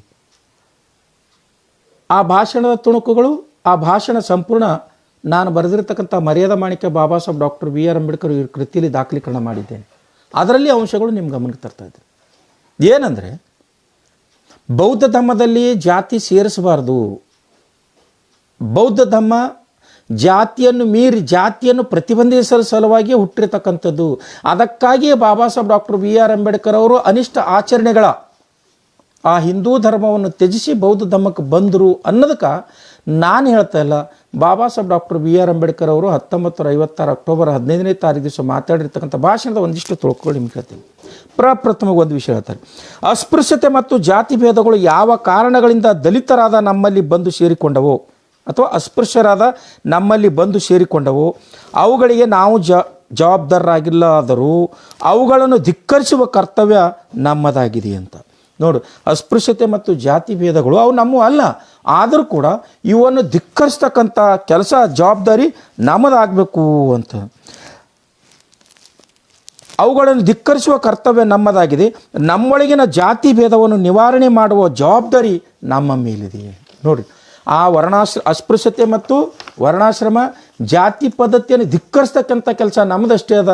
ಈ ಜಾತಿ ವ್ಯವಸ್ಥೆಯನ್ನು ಹೋಗಲಾಡಿಸ್ತಕ್ಕಂಥ, ಮೀರ್ತಕ್ಕಂಥ, ಅದನ್ನು ತೆಗೆದುಹಾಕ್ತಕ್ಕಂಥ ಜವಾಬ್ದಾರಿ ಕೂಡ ನಮ್ಮದಿದೆ ಅಂತಕ್ಕಂಥ ಬಾಬಾ ಸಾಹೇಬರು ಇನ್ನೊಂದು ಮುಂದುವರೆದ ಭಾಷಣದಲ್ಲಿ ಹೇಳ್ತಾರೆ. ಹಿಂದೂ ಧರ್ಮದಲ್ಲಿ ಇದ್ದುಕೊಂಡೇ, ನೋಡಿ, ಧರ್ಮದ ಕಾಲಂನಲ್ಲಿ ಬುದ್ಧಿಸ್ಟ್ ಬರೆಸಿ, ಜಾತಿ ಕಾಲಂನಲ್ಲಿ ಅಸ್ಪೃಶ್ಯರಂತ ಬರೆಸಿದ್ದೆ. ಆದರೆ ಹಿಂದೂ ಧರ್ಮದಲ್ಲಿ ಇದ್ದುಕೊಂಡ ಹಾಗೇನೆ, ಹಿಂದೂ ಧರ್ಮದಲ್ಲಿ ಇದ್ದುಕೊಂಡ ಕಾರಣ ಬೌದ್ಧ ಧರ್ಮದಲ್ಲಿ ಜಾತಿ ಇಲ್ಲ, ಹಿಂದೂ ಧರ್ಮದಲ್ಲಿ ಜಾತಿ ಇದೆ. ಧರ್ಮ ಬುದ್ಧಿಸ್ಟ್ ಮಾಡಿಕೊಂಡು ಜಾತಿ ಅಸ್ಪೃಶ್ಯರು ಮಾಡ್ಕೊಂಡದಾದರೆ ನಾವು ಹಿಂದೂ ಧರ್ಮದಲ್ಲಿ ಇದ್ದಾಗ ಅವ್ರಿಗೆ ಹೇಳ್ತಾರೆ ಬಾಬಾ ಸಾಹೇಬ್ ಡಾಕ್ಟರ್ BR ಅಂಬೇಡ್ಕರ್ ಅವರು. ಏನಂದರೆ, ಹಿಂದೂ ಧರ್ಮದಲ್ಲಿ ಇದ್ದುಕೊಂಡೇ ಜಾತಿ ಭೇದ ನಾಶ ಮಾಡುತ್ತೇವೆ ಅಂದರೆ ಅದು ವಿಷವನ್ನು ಅಮೃತ ಮಾಡಲು ಯತ್ನಿಸಿದಂತೆ ಅಂತ. ನಾವು ಅಲ್ಲೇ ಇಟ್ಕೊಂಡು ಜಾತಿ ಅಂತಕ್ಕಂಥ ವಿಷವರ್ತುಲದಲ್ಲಿ ಇದ್ದುಕೊಂಡು ನಾವು ಅದನ್ನು ನಾಶ ಮಾಡ್ತೀವಿ ಅಂತಕ್ಕಂಥದ್ದು ಹೆಂಗದ ಅಂದರೆ, ವಿಷವನ್ನು ನುಂಗಿ ಅದಕ್ಕೆ ನಾವು ಅಮೃತ ಮಾಡ್ತೀವಿ ಅಂತಕ್ಕಂಥ ಮಾತನ್ನು ಬಾಬಾ ಸಾಹೇಬ್ ಡಾಕ್ಟರ್ BR ಅಂಬೇಡ್ಕರ್ ಅವರು ಹೇಳ್ತಾರೆ. ಮುಂದುವರೆದು ಬಾಬಾ ಸಾಹೇಬ್ ಹೇಳ್ತಾರೆ, ಯಾವ ವ್ಯಕ್ತಿಗೆ ಆರ್ಥಿಕ ಪ್ರಗತಿ ಆಗಬೇಕು ಅಂತ ಅನ್ನಿಸ್ತದೋ ಹೇಳ್ತಾರೆ. ಅವ್ರ ಭಾಷಣದ ಮಾತಿನಲ್ಲಿ ಹೇಳ್ತೀನಿ. ಮೊದಲು ಆರ್ಥಿಕ ಪ್ರಗತಿ ಆಗಬೇಕನ್ನೋರ ಅಭಿಪ್ರಾಯಕ್ಕೆ ನನಗೆ ಒಪ್ಪಿಗೆ ಇಲ್ಲ. ಬಾಬಾ ಸಾಹೇಬ್ ಹೇಳ್ತಾರೆ, ನಾವು ಮೀಸಲಾತಿ ಲಾಭ ಪಡೆದುಕೊಂಡು ಈಗೇನು ಪ್ರತಿಪಾದನೆ ಮಾಡ್ತಾ ಇದ್ದಾರಲ್ಲೋ ಅವ್ರಿಗೆ ಹೇಳ್ತಾ ಇದ್ದೀನಿ ಬಾಬಾ ಸಾಹೇಬ್ರ ಮಾತುಗಳು. ಯಾವ ವ್ಯಕ್ತಿ ನಾವು ಮೀಸಲಾತಿ ಲಾಭ ಪಡೆದು ಆರ್ಥಿಕವಾಗಿ ಸಬಲರಾಗಬೇಕು, ಆಮೇಲೆ ಬೌದ್ಧ ಧರ್ಮಕ್ಕೆ ನಮ್ಮ ಮಕ್ಕಳು ಮೊಮ್ಮಕ್ಕಳು ಬರ್ತಾವ ಅಂತಕ್ಕಂಥ ಮನೋಧೋರಣೆ ಏನಿದೆಯಲ್ಲ, ಅವರಿಗೆ ಬಾಬಾ ಸಾಹೇಬ್ರು ಹೇಳ್ತಾರೆ, ಮೊದಲು ಆರ್ಥಿಕ ಪ್ರಗತಿ ಆಗಬೇಕೆನ್ನುವವರ ಅಭಿಪ್ರಾಯಕ್ಕೆ ನನ್ನ ಒಪ್ಪಿಗೆ ಇಲ್ಲ. ಮೊದಲು ಧರ್ಮಾಂತರ, ಆಮೇಲೆ ಆರ್ಥಿಕ ಪ್ರಗತಿ ಆಗಬೇಕು. ಮೊದಲು ಆರ್ಥಿಕ ಪ್ರಗತಿ ತರುವಾಯ ಧರ್ಮಾಂತರ ಎಂಬ ಈ ವಾದವು ಮೊದಲು ರಾಜಕೀಯ ಪ್ರಗತಿಯೋ ಅಥವಾ ಮೊದಲು ಸಾಮಾಜಿಕ ಪ್ರಗತಿಯೋ ಎಂಬ ವಾದದಂತೆ ನಿರಸವಾಗಿದೆ ಅಂತ. ಅಂದರೆ ಈ ರೀತಿ ನಾವು ಆರ್ಥಿಕವಾಗಿ ಮೀಸಲಾತಿ ಲಾಭ ಪಡ್ಕೊಂಡು ಆರ್ಥಿಕವಾಗಿ ಸಬಲರಾಗಿ ಆಮೇಲೆ ಬುದ್ಧಿಷ್ಟ ಆಗೋಣ ಅಂತಕ್ಕಂಥ ಮನಸ್ಥಿತಿ ಏನದಲ್ಲ, ಅಂದರೆ ರಾಜಕೀಯ ಮೊದಲು ಮತ್ತು ಸಾಮಾಜಿಕ ಪರಿವರ್ತನೆ ಮೊದಲು ಅಂತಕ್ಕಂಥ ಜನಾಂಗದ ನೀರಸ ಮನಸ್ಸಿನಂತೆ ಇವರು ಮನಸ್ಥಿತಿ ಅಂತಕ್ಕಂಥ ಮಾತನ್ನು ಬಾಬಾ ಸಾಹೇಬರು ಹೇಳ್ತಾರೆ. ಮುಂದುವರೆದು ಇನ್ನೊಂದು ಮಾತು ಹೇಳ್ತಾರೆ ಬಾಬಾ ಸಾಹೇಬರು ಅಂಥ ಜನರಿಗೆ, ನಿಮ್ಮ ಗುಣಗಳನ್ನು ನಿಮ್ಮ ಶಿಕ್ಷಣದ ಸಫಲತೆ ಆಗಬೇಕಾದರೆ, ನಿಮ್ಮ ಗುಣಗಳು ನಿಮ್ಮ ಶಿಕ್ಷಣದ ಸಫಲತೆ ಆಗಬೇಕಾದರೆ, ನಿಮ್ಮ ಆರ್ಥಿಕ ಪ್ರಗತಿಯ ಮಾರ್ಗವು ನಿರಾತಂಕವಾಗಬೇಕಾದರೆ, ನೋಡಿರಿ, ನಿಮ್ಮ ಶಿಕ್ಷಣ, ನಿಮ್ಮ ಗುಣಗಳು, ನಿಮ್ಮ ಆರ್ಥಿಕ ಪ್ರಗತಿ ನಿರಾತಂಕವಾಗಬೇಕಾದರೆ ನೀವು ಮೊದಲು ಅಸ್ಪೃಶ್ಯತೆಯನ್ನು ಮತ್ತು ಜಾತೀಯತೆಯನ್ನು ತೆಗೆದುಹಾಕಬೇಕು. ಇದರ ಅರ್ಥ ಅವ್ರು ಹೇಳ್ತಾರೆ, ಅಂದರೆ ಇದರ ಅರ್ಥ ನೀವು ಧರ್ಮಾಂತರ ಆಗಬೇಕು ಅಂತ ಬಾಬಾ ಸಾಹೇಬರು ಹೇಳ್ತಾರೆ. ಧರ್ಮಾಂತರ ಆಗಬೇಕು. ಧರ್ಮಾಂತರ ಆಗದೆ ಜಾತಿ ಹಿಡ್ಕೊಂಡು ಕೂತ್ರೆ ಅದು ಅಸಾಧ್ಯದ ಮಾತು ಅಂತಕ್ಕಂಥ ಮಾತನ್ನು ಬಾಬಾ ಸಾಹೇಬರು ಹೇಳ್ತಾರೆ. ಮುಂದುವರೆದು ಬಾಬಾ ಸಾಹೇಬರು ಹೇಳ್ತಾರೆ, ಎಷ್ಟು ಚೆನ್ನಾಗಿ ಹೇಳ್ತಾರೆ ಅಂದರೆ, ಧರ್ಮಾಂತರ ಆದರೆ ರಾಜಕೀಯ ಹಕ್ಕುಗಳು ನಷ್ಟವಾಗುತ್ತವೆ. ಯಾವುದು ಈ ಜೂಮ್ ಮೀಟಿಂಗ್ದಲ್ಲಿ ನೋಡಿದೆ, ಒಬ್ಬ ಸೋಕಾಲ್ಡ್ ಇಂಟೆಲೆಕ್ಚುಯಲ್ ಪ್ರತಿಪಾದನೆ ಮಾಡ್ತಕ್ಕಂಥದ್ದು, ನಾವು ಧರ್ಮಾಂತರ ಆದರೆ ಮಹಾರಾಷ್ಟ್ರದಲ್ಲಿ 1990ರಿಂದ 96ರವರೆಗೆ ನಮ್ಮ ಕ್ಷೇತ್ರಗಳು ಕಡಿಮೆ ಆಗಿದ್ದವು, ಅದಕ್ಕಾಗಿ ಮತ್ತೆ ಅವರೆಲ್ಲ ಏನು ಮಾಡಿದ್ರು, ಬೌದ್ಧ ಧರ್ಮಕ್ಕೆ ಹೋಗಿರ್ತಕ್ಕಂಥವ್ರಿಗೆ ವಾಪಸ್ ಹಿಂದೂ ಧರ್ಮಕ್ಕೆ ತಂದರು, ಅದಕ್ಕಾಗಿ ಅವ್ರಿಗೆ ರಾಜಕೀಯ ಮೀಸಲಾತಿ ಉಳಿತು ಅಂತ ಇಂಥ ಆಯಾ ಪಕ್ಷಗಳ ಏಜೆಂಟ್ರಿಗೆ ದಲಾಲರಿಗೆ ಬಾಬಾ ಸಾಹೇಬರು ಹೇಳ್ತಾರೆ, ಧರ್ಮಾಂತರ ಆದರೆ ರಾಜಕೀಯ ಹಕ್ಕುಗಳ ನಷ್ಟವಾಗುತ್ತವೆ ಎಂಬುದು ಅಜ್ಞಾನದ ವಾದ. ಇದು ನಾನು ಹೇಳ್ತಲ್ಲ, ಬಾಬಾ ಸಾಹೇಬರು ಹೇಳ್ತಾರೆ. ಧರ್ಮಾಂತರ ಆದರೆ ರಾಜಕೀಯ ಹಕ್ಕುಗಳು ನಷ್ಟವಾಗುತ್ತವೆ ಅನ್ನೋದು ಅಜ್ಞಾನದ ವಾದ. ರಾಜಕೀಯ ಅಧಿಕಾರ ಪಣಕ್ಕೆ ಹಚ್ಚಿ ಆದರೂ ಧರ್ಮಾಂತರ ಆಗಿರಿ. ರಾಜಕೀಯ ಅಧಿಕಾರ ಪಣಕ್ಕಿಟ್ಟಾದರೂ ಕೂಡ ನೀವು ಧರ್ಮಾಂತರ ಆಗಿರಿ, ರಾಜಕೀಯ ಅಧಿಕಾರ ನಿಮ್ಮ ಬೆನ್ನು ಹತ್ತು ಬರ್ತದೆ ಅಂತಕ್ಕಂಥ. ಬುದ್ಧಿಸ್ಟರು ಬಹುಸಂಖ್ಯಾತರಾದರೆ ರಾಜಕೀಯ ಅಧಿಕಾರ ನಮ್ಮ ಬೆನ್ನು ಹತ್ತು ಬರ್ತದೆ ಅಂತಕ್ಕಂಥ ಮಾತನ್ನು ಇದು ನಾನು ಹೇಳ್ತಲ್ಲ, ಬಾಬಾ ಸಾಹೇಬ್ ಡಾಕ್ಟರ್ BR ಅಂಬೇಡ್ಕರ್ ಅವರು ಹೇಳ್ತಕ್ಕಂಥದ್ದು. ಅದೇ 1956 ಅಕ್ಟೋಬರ್ 15 ಭಾಷಣದಲ್ಲಿ ಇನ್ನೊಂದು ಮಾತು ಹೇಳ್ತಾರೆ ಬಾಬಾ ಸಾಹೇಬರು, ಹಿಂದೂ ಧರ್ಮವು ನನ್ನ ಸ್ವಾಭಿಮಾನಕ್ಕೆ ಹೊಂದಾಣಿಕೆ ಆಗಲಾರದು. ಯಾವ ವ್ಯಕ್ತಿಗೆ ಸ್ವಾಭಿಮಾನ ಇರುತ್ತೋ ಆತ ಮೀಸಲಾತಿಯ ದುರಾಸೆಯಿಂದ ಎರಡೂ ಕಡೆ ಕಾಲಿಟ್ಟು ನಡೆಯಂಗಿಲ್ಲ, ಆತ ನೇರವಾಗಿ ಧಮ್ಮಕ್ಕೆ ಬರ್ತಾನೆ. ಅದಕ್ಕೆ ಬಾಬಾ ಸಾಹೇಬರು ಹೇಳ್ತಾರೆ, ನಿಮಗೆ ಮಾತ್ರ ಆಧ್ಯಾತ್ಮಿಕ ಮತ್ತು ಐಹಿಕ ಲಾಭಕ್ಕಾಗಿ ಧರ್ಮಾಂತರ ಅವಶ್ಯಕತೆ ಇದೆ. ನೋಡಿ, ಹಿಂದೂ ಧರ್ಮವು ನನ್ನ ಸ್ವಾಭಿಮಾನಕ್ಕೆ ಹೊಂದಾಣಿಕೆ ಆಗಲಾರದು, ನಿಮಗೆ ಮಾತ್ರ ಆಧ್ಯಾತ್ಮಿಕ ಮತ್ತು ಐಹಿಕ ಲಾಭಕ್ಕಾಗಿ ಧರ್ಮಾಂತರ ಅವಶ್ಯಕತೆ ಇದೆ.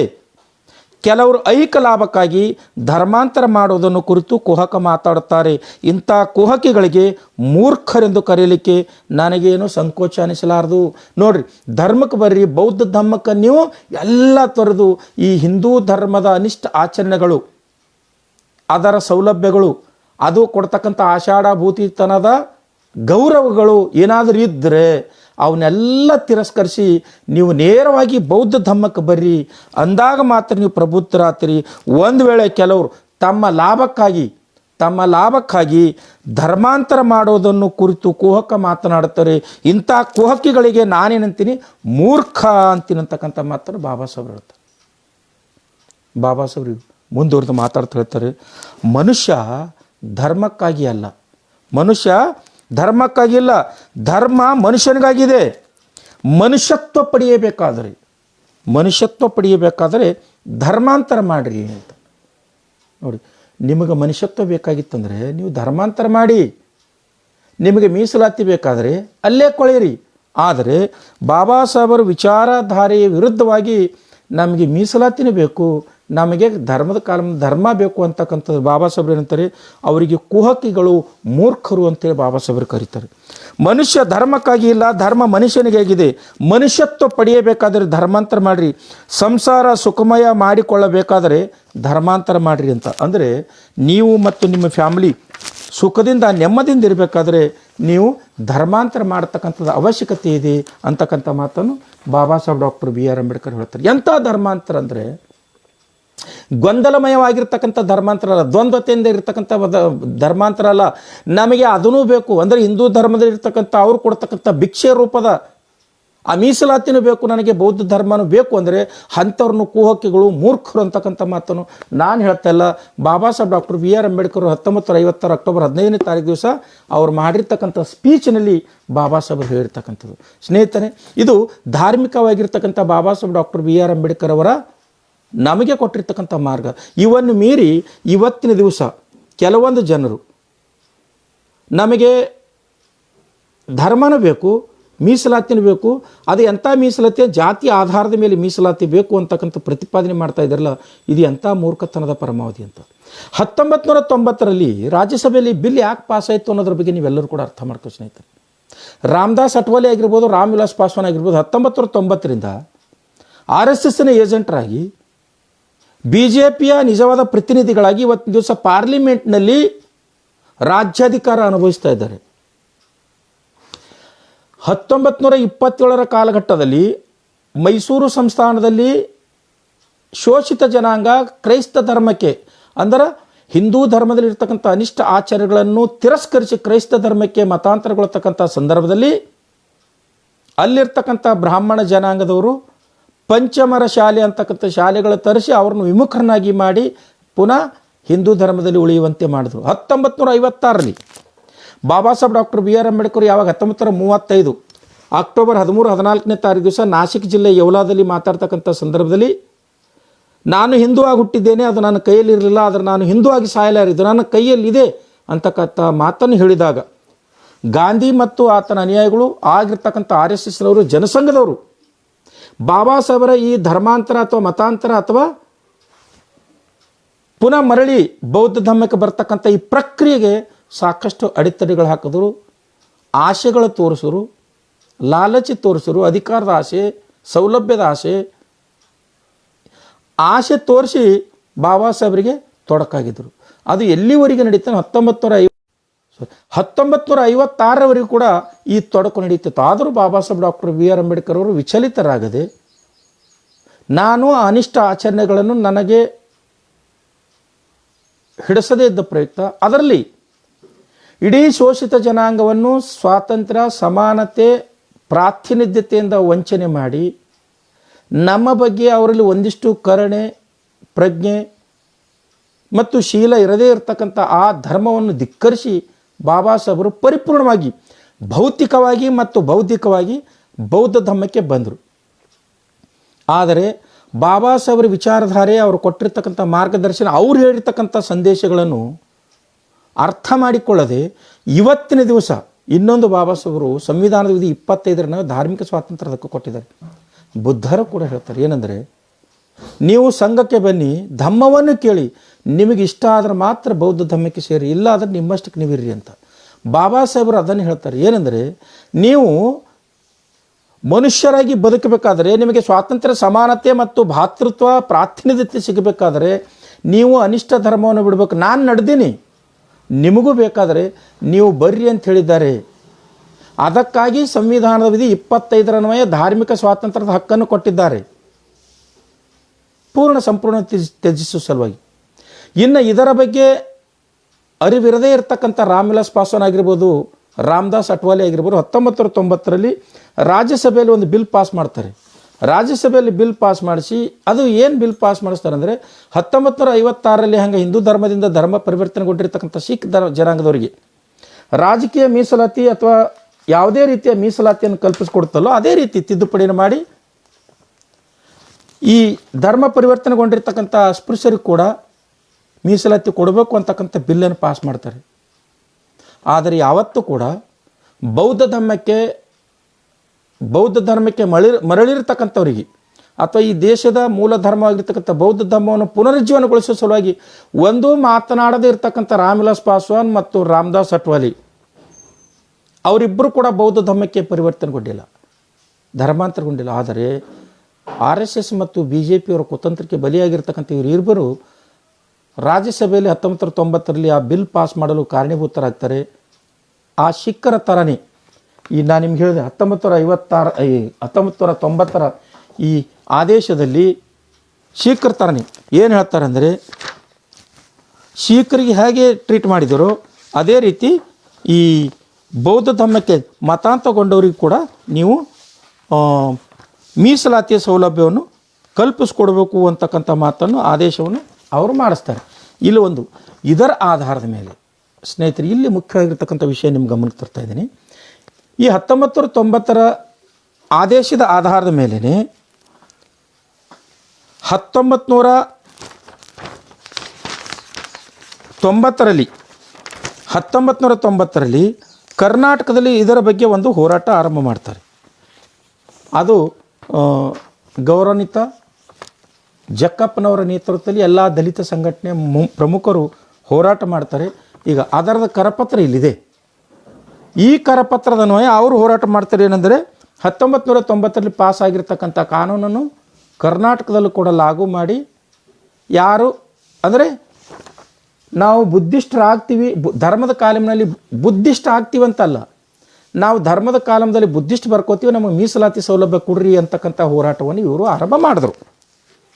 ಇಲ್ಲಿ ನನಗೆ ಕಾಡ್ತಕ್ಕಂಥ ಪ್ರಶ್ನೆ ಏನಂದರೆ 1991ರಿಂದ 2021ರವರೆಗೆ ಅಂದರೆ 30 ವರ್ಷಗಳ ಕಾಲ ಹೋರಾಟ ಮಾಡ್ತಕ್ಕಂಥ ಅಥವಾ ಬೌದ್ಧ ಅಸ್ಪೃಶ್ಯರು ಅಂತಕ್ಕಂಥ ಬೇಡಿಕೆನಿಟ್ಕೊಂಡು ಹೋರಾಟ ಮಾಡ್ತಕ್ಕಂಥ ಈ ಹೋರಾಟಗಾರರ ಸಾಧನೆ ಏನು ಅಂತ, ಎಷ್ಟು ಪ್ರಮಾಣದಲ್ಲಿ ನೀವು ಸಾಧನೆ ಸಿದ್ಧರಾಗಿದ್ದೀರಿ ಅಂತ. ಒಂದು ವೇಳೆ ಈ ಆದೇಶ ಅಥವಾ 1990ರ ಆದೇಶ ಗುಣಾತ್ಮಕವಾಗಿರ್ತಕ್ಕಂಥ ಆದೇಶ ಆಗಿದ್ದರೆ, ಇದು ಶೋಷಿತ ಜನಾಂಗದವರಿಗೆ ಬೆನಿಫಿಟ್ ಆಗ್ತಕ್ಕಂಥ ಆದೇಶ ಆಗಿದ್ದರೆ, ಇಡೀ ರಾಷ್ಟ್ರದಾದ್ಯಂತ ಚಳವಳಿ ರೂಪಿಸ್ತಾ ಇದ್ದರು.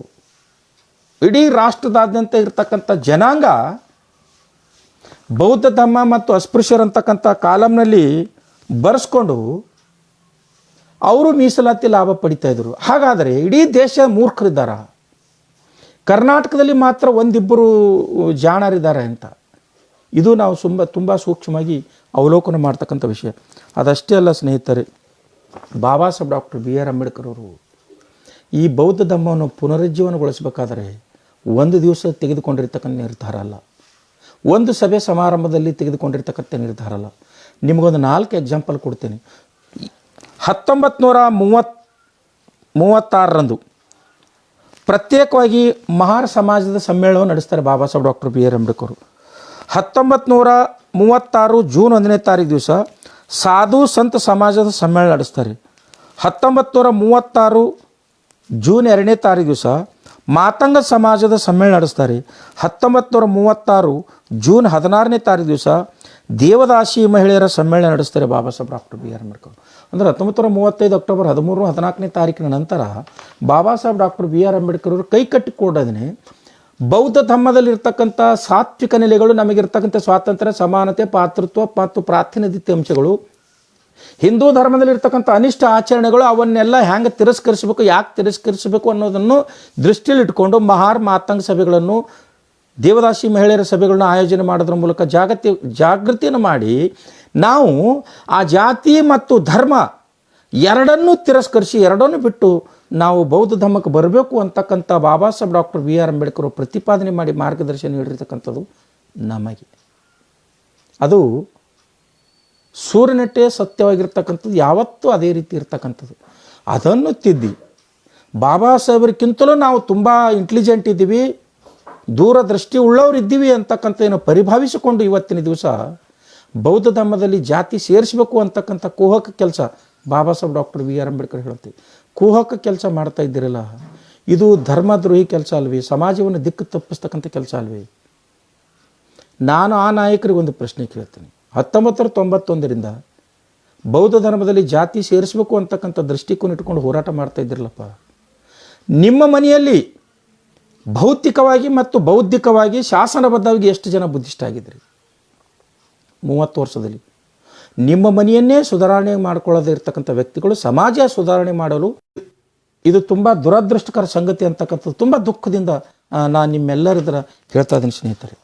1990 ನಂತರ ನಿಂತುತ್ತಾ ಅಂತ 1990 ನಂತರ ಸ್ನೇಹಿತರೆ, ಈ ಮನುವಾದಿ ಜನಾಂಗ, ಅದೇ ರಾಮ್ ವಿಲಾಸ್ ಪಾಸ್ವಾನ್, ಅದೇ ರಾಮದಾಸ್ ಅಟ್ವಾಲಿನ ಇಟ್ಟುಕೊಂಡು ಕೆಲವು ಮುಸ್ಲಿಂ ಜನಾಂಗದವ್ರನ್ನ ಇಟ್ಟುಕೊಂಡು 2008ರಲ್ಲಿ 59ನೇ ಒಂದು ಕಾನ್ಸ್ಟಿಟ್ಯೂಷನ್ 59ನೇ ರಿಪಬ್ಲಿಕ್ ಡೇ 59ನೇ ಗಣತಂತ್ರದ ದಿವಸ ಏನು ಮಾಡಿಬಿಡ್ತಾರೆ ಅಂದರೆ ಒಂದು ತಿದ್ದುಪಡಿಯನ್ನು ಮಾಡ್ತಾರೆ 2008ರಲ್ಲಿ. ಈ ಗೌರ್ಮೆಂಟ್ ಆರ್ಡರ್ ನೋಡ್ರಿ ದಯವಿಟ್ಟು. ಈ ಗೌರ್ಮೆಂಟ್ ಆರ್ಡರ್ದಲ್ಲಿ ಏನು ಮಾಡ್ತಾರೆ ಅಂದರೆ the Sikh, the Buddhist are the Muslim shall be substituted as A schedule caste. ಅಂದರೆ ಇಷ್ಟು ದಿವಸ ಸಿಖ್ ಇತ್ತು, ಸಿಖ್ಖರಾದ ನಂತರ ಬುದ್ಧಿಸ್ಟ್ ಇದ್ದರು, ಬುದ್ಧಿಸ್ಟ್ ಆದ ನಂತರ 2008ರ ಬಿಲ್ನಲ್ಲಿ ಏನು ಮಾಡ್ತಾರೆ ಅಂದರೆ ಈ ಮುಸ್ಲಿಂ ಕೂಡ ಶೆಡ್ಯೂಲ್ ಕಾಸ್ಟಲ್ಲಿ ಸೇರಿಸ್ಬೋದು ಅಂತಕ್ಕಂಥ ಒಂದು ಬಿಲ್ಲನ್ನು 2008ರಲ್ಲಿ ಪಾಸ್ ಮಾಡ್ತಾರೆ. ಇದು ಕೂಡ ಇಲ್ಲಿಯವರೆಗೆ ನೆನೆಗುದಿಗೆ ಬಿದ್ದಿದೆ. ಇದಾದ ನಂತರ ಕರ್ನಾಟಕದಲ್ಲಿ ಒಂದಿಷ್ಟು ಬದಲಾವಣೆಗಳನ್ನು ನಾವು ಕಾಣ್ತೀವಿ. ಏನು ಬದಲಾವಣೆ ಇತ್ತು? ಅಂದರೆ 2013ರಲ್ಲಿ 1990ರ ಶೆಡ್ಯೂಲ್ ಕಾಸ್ಟ್ ಅಮೆಂಡ್ಮೆಂಟ್ ಬಿಲ್ಲಿಗೆ ಸಂಬಂಧಪಟ್ಟಂತೆ 2013ರಲ್ಲಿ ನೋಡಿ ಈ ಆದೇಶ ಇದೆ. 2013ರಲ್ಲಿ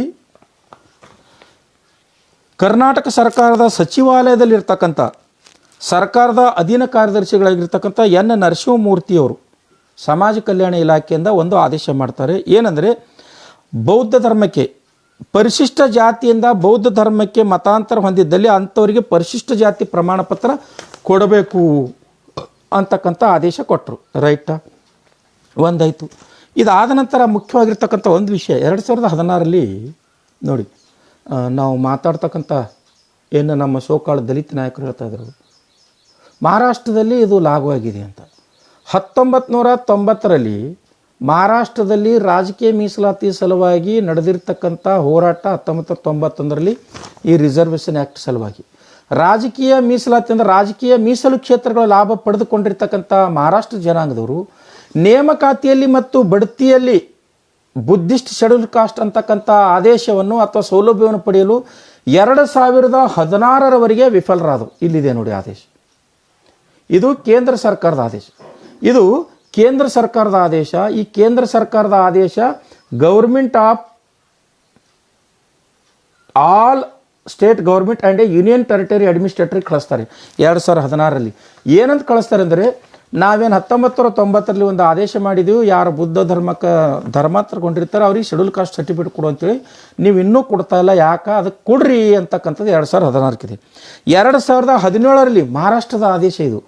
2017ರಲ್ಲಿ ಮಹಾರಾಷ್ಟ್ರ ಸರ್ಕಾರಕ್ಕೆ ಕೇಂದ್ರ ಸರ್ಕಾರದ ministry of the social justice and empowerment, department of the social justice and empowerment date 17 November 2017ರಂದು ಒಂದು ಆದೇಶ ಮಾಡ್ತೇನೆಂದರೆ ನಾವು 1990ರಲ್ಲಿ ಒಂದು ಅಮೆಂಡ್ಮೆಂಟ್ ಮಾಡಿ ಯಾರು ಬೌದ್ಧ ಧರ್ಮಕ್ಕೆ ಸೇರಿದ್ದಾರೆ ಅವರಿಗೆ ಶೆಡ್ಯೂಲ್ ಕಾಸ್ಟ್ ಪ್ರಮಾಣ ಪತ್ರ ಕೊಡ್ರಿ ಅಂದರೆ ನೀವು ಇನ್ನೂ ಕೊಡ್ತಾ ಇಲ್ಲ, ಯಾಕೆ ಅಂತ ಪ್ರಶ್ನೆ ಕೇಳಿದ್ದಾರೆ. ಇದರ ಅರ್ಥ ನಾವೆಲ್ಲರೂ ಅರ್ಥ ಮಾಡ್ಕೋಬೇಕು.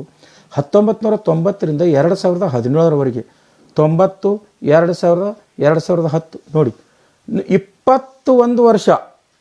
2017 ಅಂದರೆ 27 ವರ್ಷಗಳವರೆಗೆ ಈ ಬುದ್ಧಿಸ್ಟ್ ಶೆಡ್ಯೂಲ್ ಕಾಸ್ಟ್ ಅಂತಕ್ಕಂಥದ್ದು ನೇಮಕಾತಿಯಲ್ಲಿ ಮತ್ತು ಬಡ್ತಿಯಲ್ಲಿ ಈ ಆದೇಶ ಲಾಗೂ ಆಗಿಲ್ಲ ಅಂದರೆ ಅಲ್ಲಿ ಓದಿರ್ತಕ್ಕಂಥ ವಿದ್ಯಾರ್ಥಿಗಳ ಮತ್ತು ಮೀಸಲಾತಿ ಲಾಭ ಪಡಿಬೇಕು ಅಂತಕ್ಕಂಥ ಧರ್ಮ ಪರಿವರ್ತನೆಗೊಂಡಿರ್ತಕ್ಕಂಥ ಬುದ್ಧಿಸ್ಟ್ಗಳ ಪರಿಸ್ಥಿತಿ ಏನಾಗಿರ್ಬೇಕು ನೀವೇ ಅರ್ಥ ಮಾಡ್ಕೊಳ್ಳಿ. ನಾನು ಬಾಯಿಲಿಂದ ಹೇಳ್ತಾ ಇಲ್ಲ, ನಾನು ಬರೀ ಭಾಷಣ ಮಾಡಿ ಹೇಳ್ತಾ ಇಲ್ಲ, ನಿಮಗೆ ಕೇಂದ್ರ ಸರ್ಕಾರದ ಆದೇಶ ತೋರಿಸಿ ಹೇಳ್ತಾ ಇದ್ದೀನಿ ಅವ್ರ ಪರಿಸ್ಥಿತಿ ಏನಾಗಿರ್ಬೋದು. ಇನ್ನು ಕರ್ನಾಟಕ ಬಂದಾಗ 2013ರಲ್ಲಿ ಸಮಾಜ ಕಲ್ಯಾಣ ಇಲಾಖೆಯಿಂದ ಒಂದು ಸುತ್ತೋಲೆ ಆಯಿತು. ಯಾರು ಬೌದ್ಧ ಧರ್ಮಕ್ಕೆ ಧರ್ಮಾಂತರಗೊಂಡಿದ್ದಾರೋ ಅವರಿಗೆ ಬುದ್ಧಿಸ್ಟ್ ಶೆಡ್ಯೂಲ್ ಕಾಸ್ಟ್ ಸರ್ಟಿಫಿಕೇಟ್ ಕೊಡ್ರಿ ಅಂತೇಳಿ. ಅದಾದ ನಂತರ ಅಟಲ್ಜಿ ಜನಸ್ನೇಹಿ ನಿರ್ದೇಶನಾಲಯ KR ವೃತ್ತ ಬೆಂಗಳೂರು ಇವರಿಂದ 2016 ನವಂಬರ್ 15ನೇ ತಾರೀಕು ದಿವಸ 2016 ನವಂಬರ್ 15ನೇ ತಾರೀಕು ದಿವಸ ಒಂದು ಆದೇಶ ಆಗತ್ತೆ. ಅದು ಏನಂದರೆ 1990ರಲ್ಲಿ ಕೇಂದ್ರ ಸರ್ಕಾರ ಮಾಡಿರ್ತಕ್ಕಂಥ ಆದೇಶಗನ್ವಯ ನೀವೇನು ಮಾಡಬೇಕು, ಯಾರು ಧರ್ಮ ಪರಿವರ್ತನೆಗೊಂಡಿರ್ತಾರೆ ಅವರಿಗೆ ಬುದ್ಧಿಸ್ಟ್ ಶೆಡ್ಯೂಲ್ ಕಾಸ್ಟ್ ಕೊಡ್ರಿ ಅಂತೇಳಿ ಇದೊಂದು ಸುತ್ತೋಲೆ ಆಯಿತು. ಇದು 2ನೇ ಸುತ್ತೋಲೆ ಇತ್ತು. ಸಮಾಜ ಕಲ್ಯಾಣ ಇಲಾಖೆದು 1ನೇದು, ಇದು ಅಟಲ್ಜಿ ಜನಸ್ನೇಹಿದು 2ನೇದು. ಅವುಗಳ ಆಧಾರದ ಮೇಲೆ ಕೆಲವೊಂದು ಜನ ಗುಲ್ಬರ್ಗದಲ್ಲಿರ್ತಕ್ಕಂಥ ನಕಲಿ ಲೆಟರ್ ಪ್ಯಾಡ್ ಮೇಲೆ, ನಾನು ನಕಲಿ ಯಾಕಂತೀನಿ ಅಂತ ಆಮೇಲೆ ಹೇಳ್ತೀನಿ, ಈ ನಕಲಿ ಲೆಟರ್ ಪ್ಯಾಡ್ ಮೇಲೆ ಮತ್ತು ಗುಲ್ಬರ್ಗ ಆಯುಕ್ತರಾಗಿರ್ತಕ್ಕಂಥ ಎಜುಕೇಷನ್ ಆಯುಕ್ತರು 2018 16/10/2018 ಒಂದು ಸುತ್ತೋಲೆ ಮಾಡ್ತಾರೆ. ಏನಂದರೆ ಶಾಲಾ ದಾಖಲಾತಿಗಳಲ್ಲಿ ನೀವು ಬೌದ್ಧ ಧರ್ಮ ಅಂತೇಳಿ ಯಾರ ಧರ್ಮ ಚೇಂಜ್ ಮಾಡ್ಲಿಕ್ಕೆ ಬಂದಿರಂದರೆ ಅಥವಾ ಧರ್ಮ ಕಾಲಮ್ದಲ್ಲಿ ಬೌದ್ಧ ಅಂತ ಬರೆಸ್ತೀನಿ ಅಂದ್ರೆ ಬರೆಸ್ರಿ ಅಂತ. ಇವುಗಳ ಆಧಾರದ ಮೇಲೆ ಮತ್ತು ಇಲ್ಲಿ ಇವುಗಳ ಆಧಾರದ ಮೇಲೆ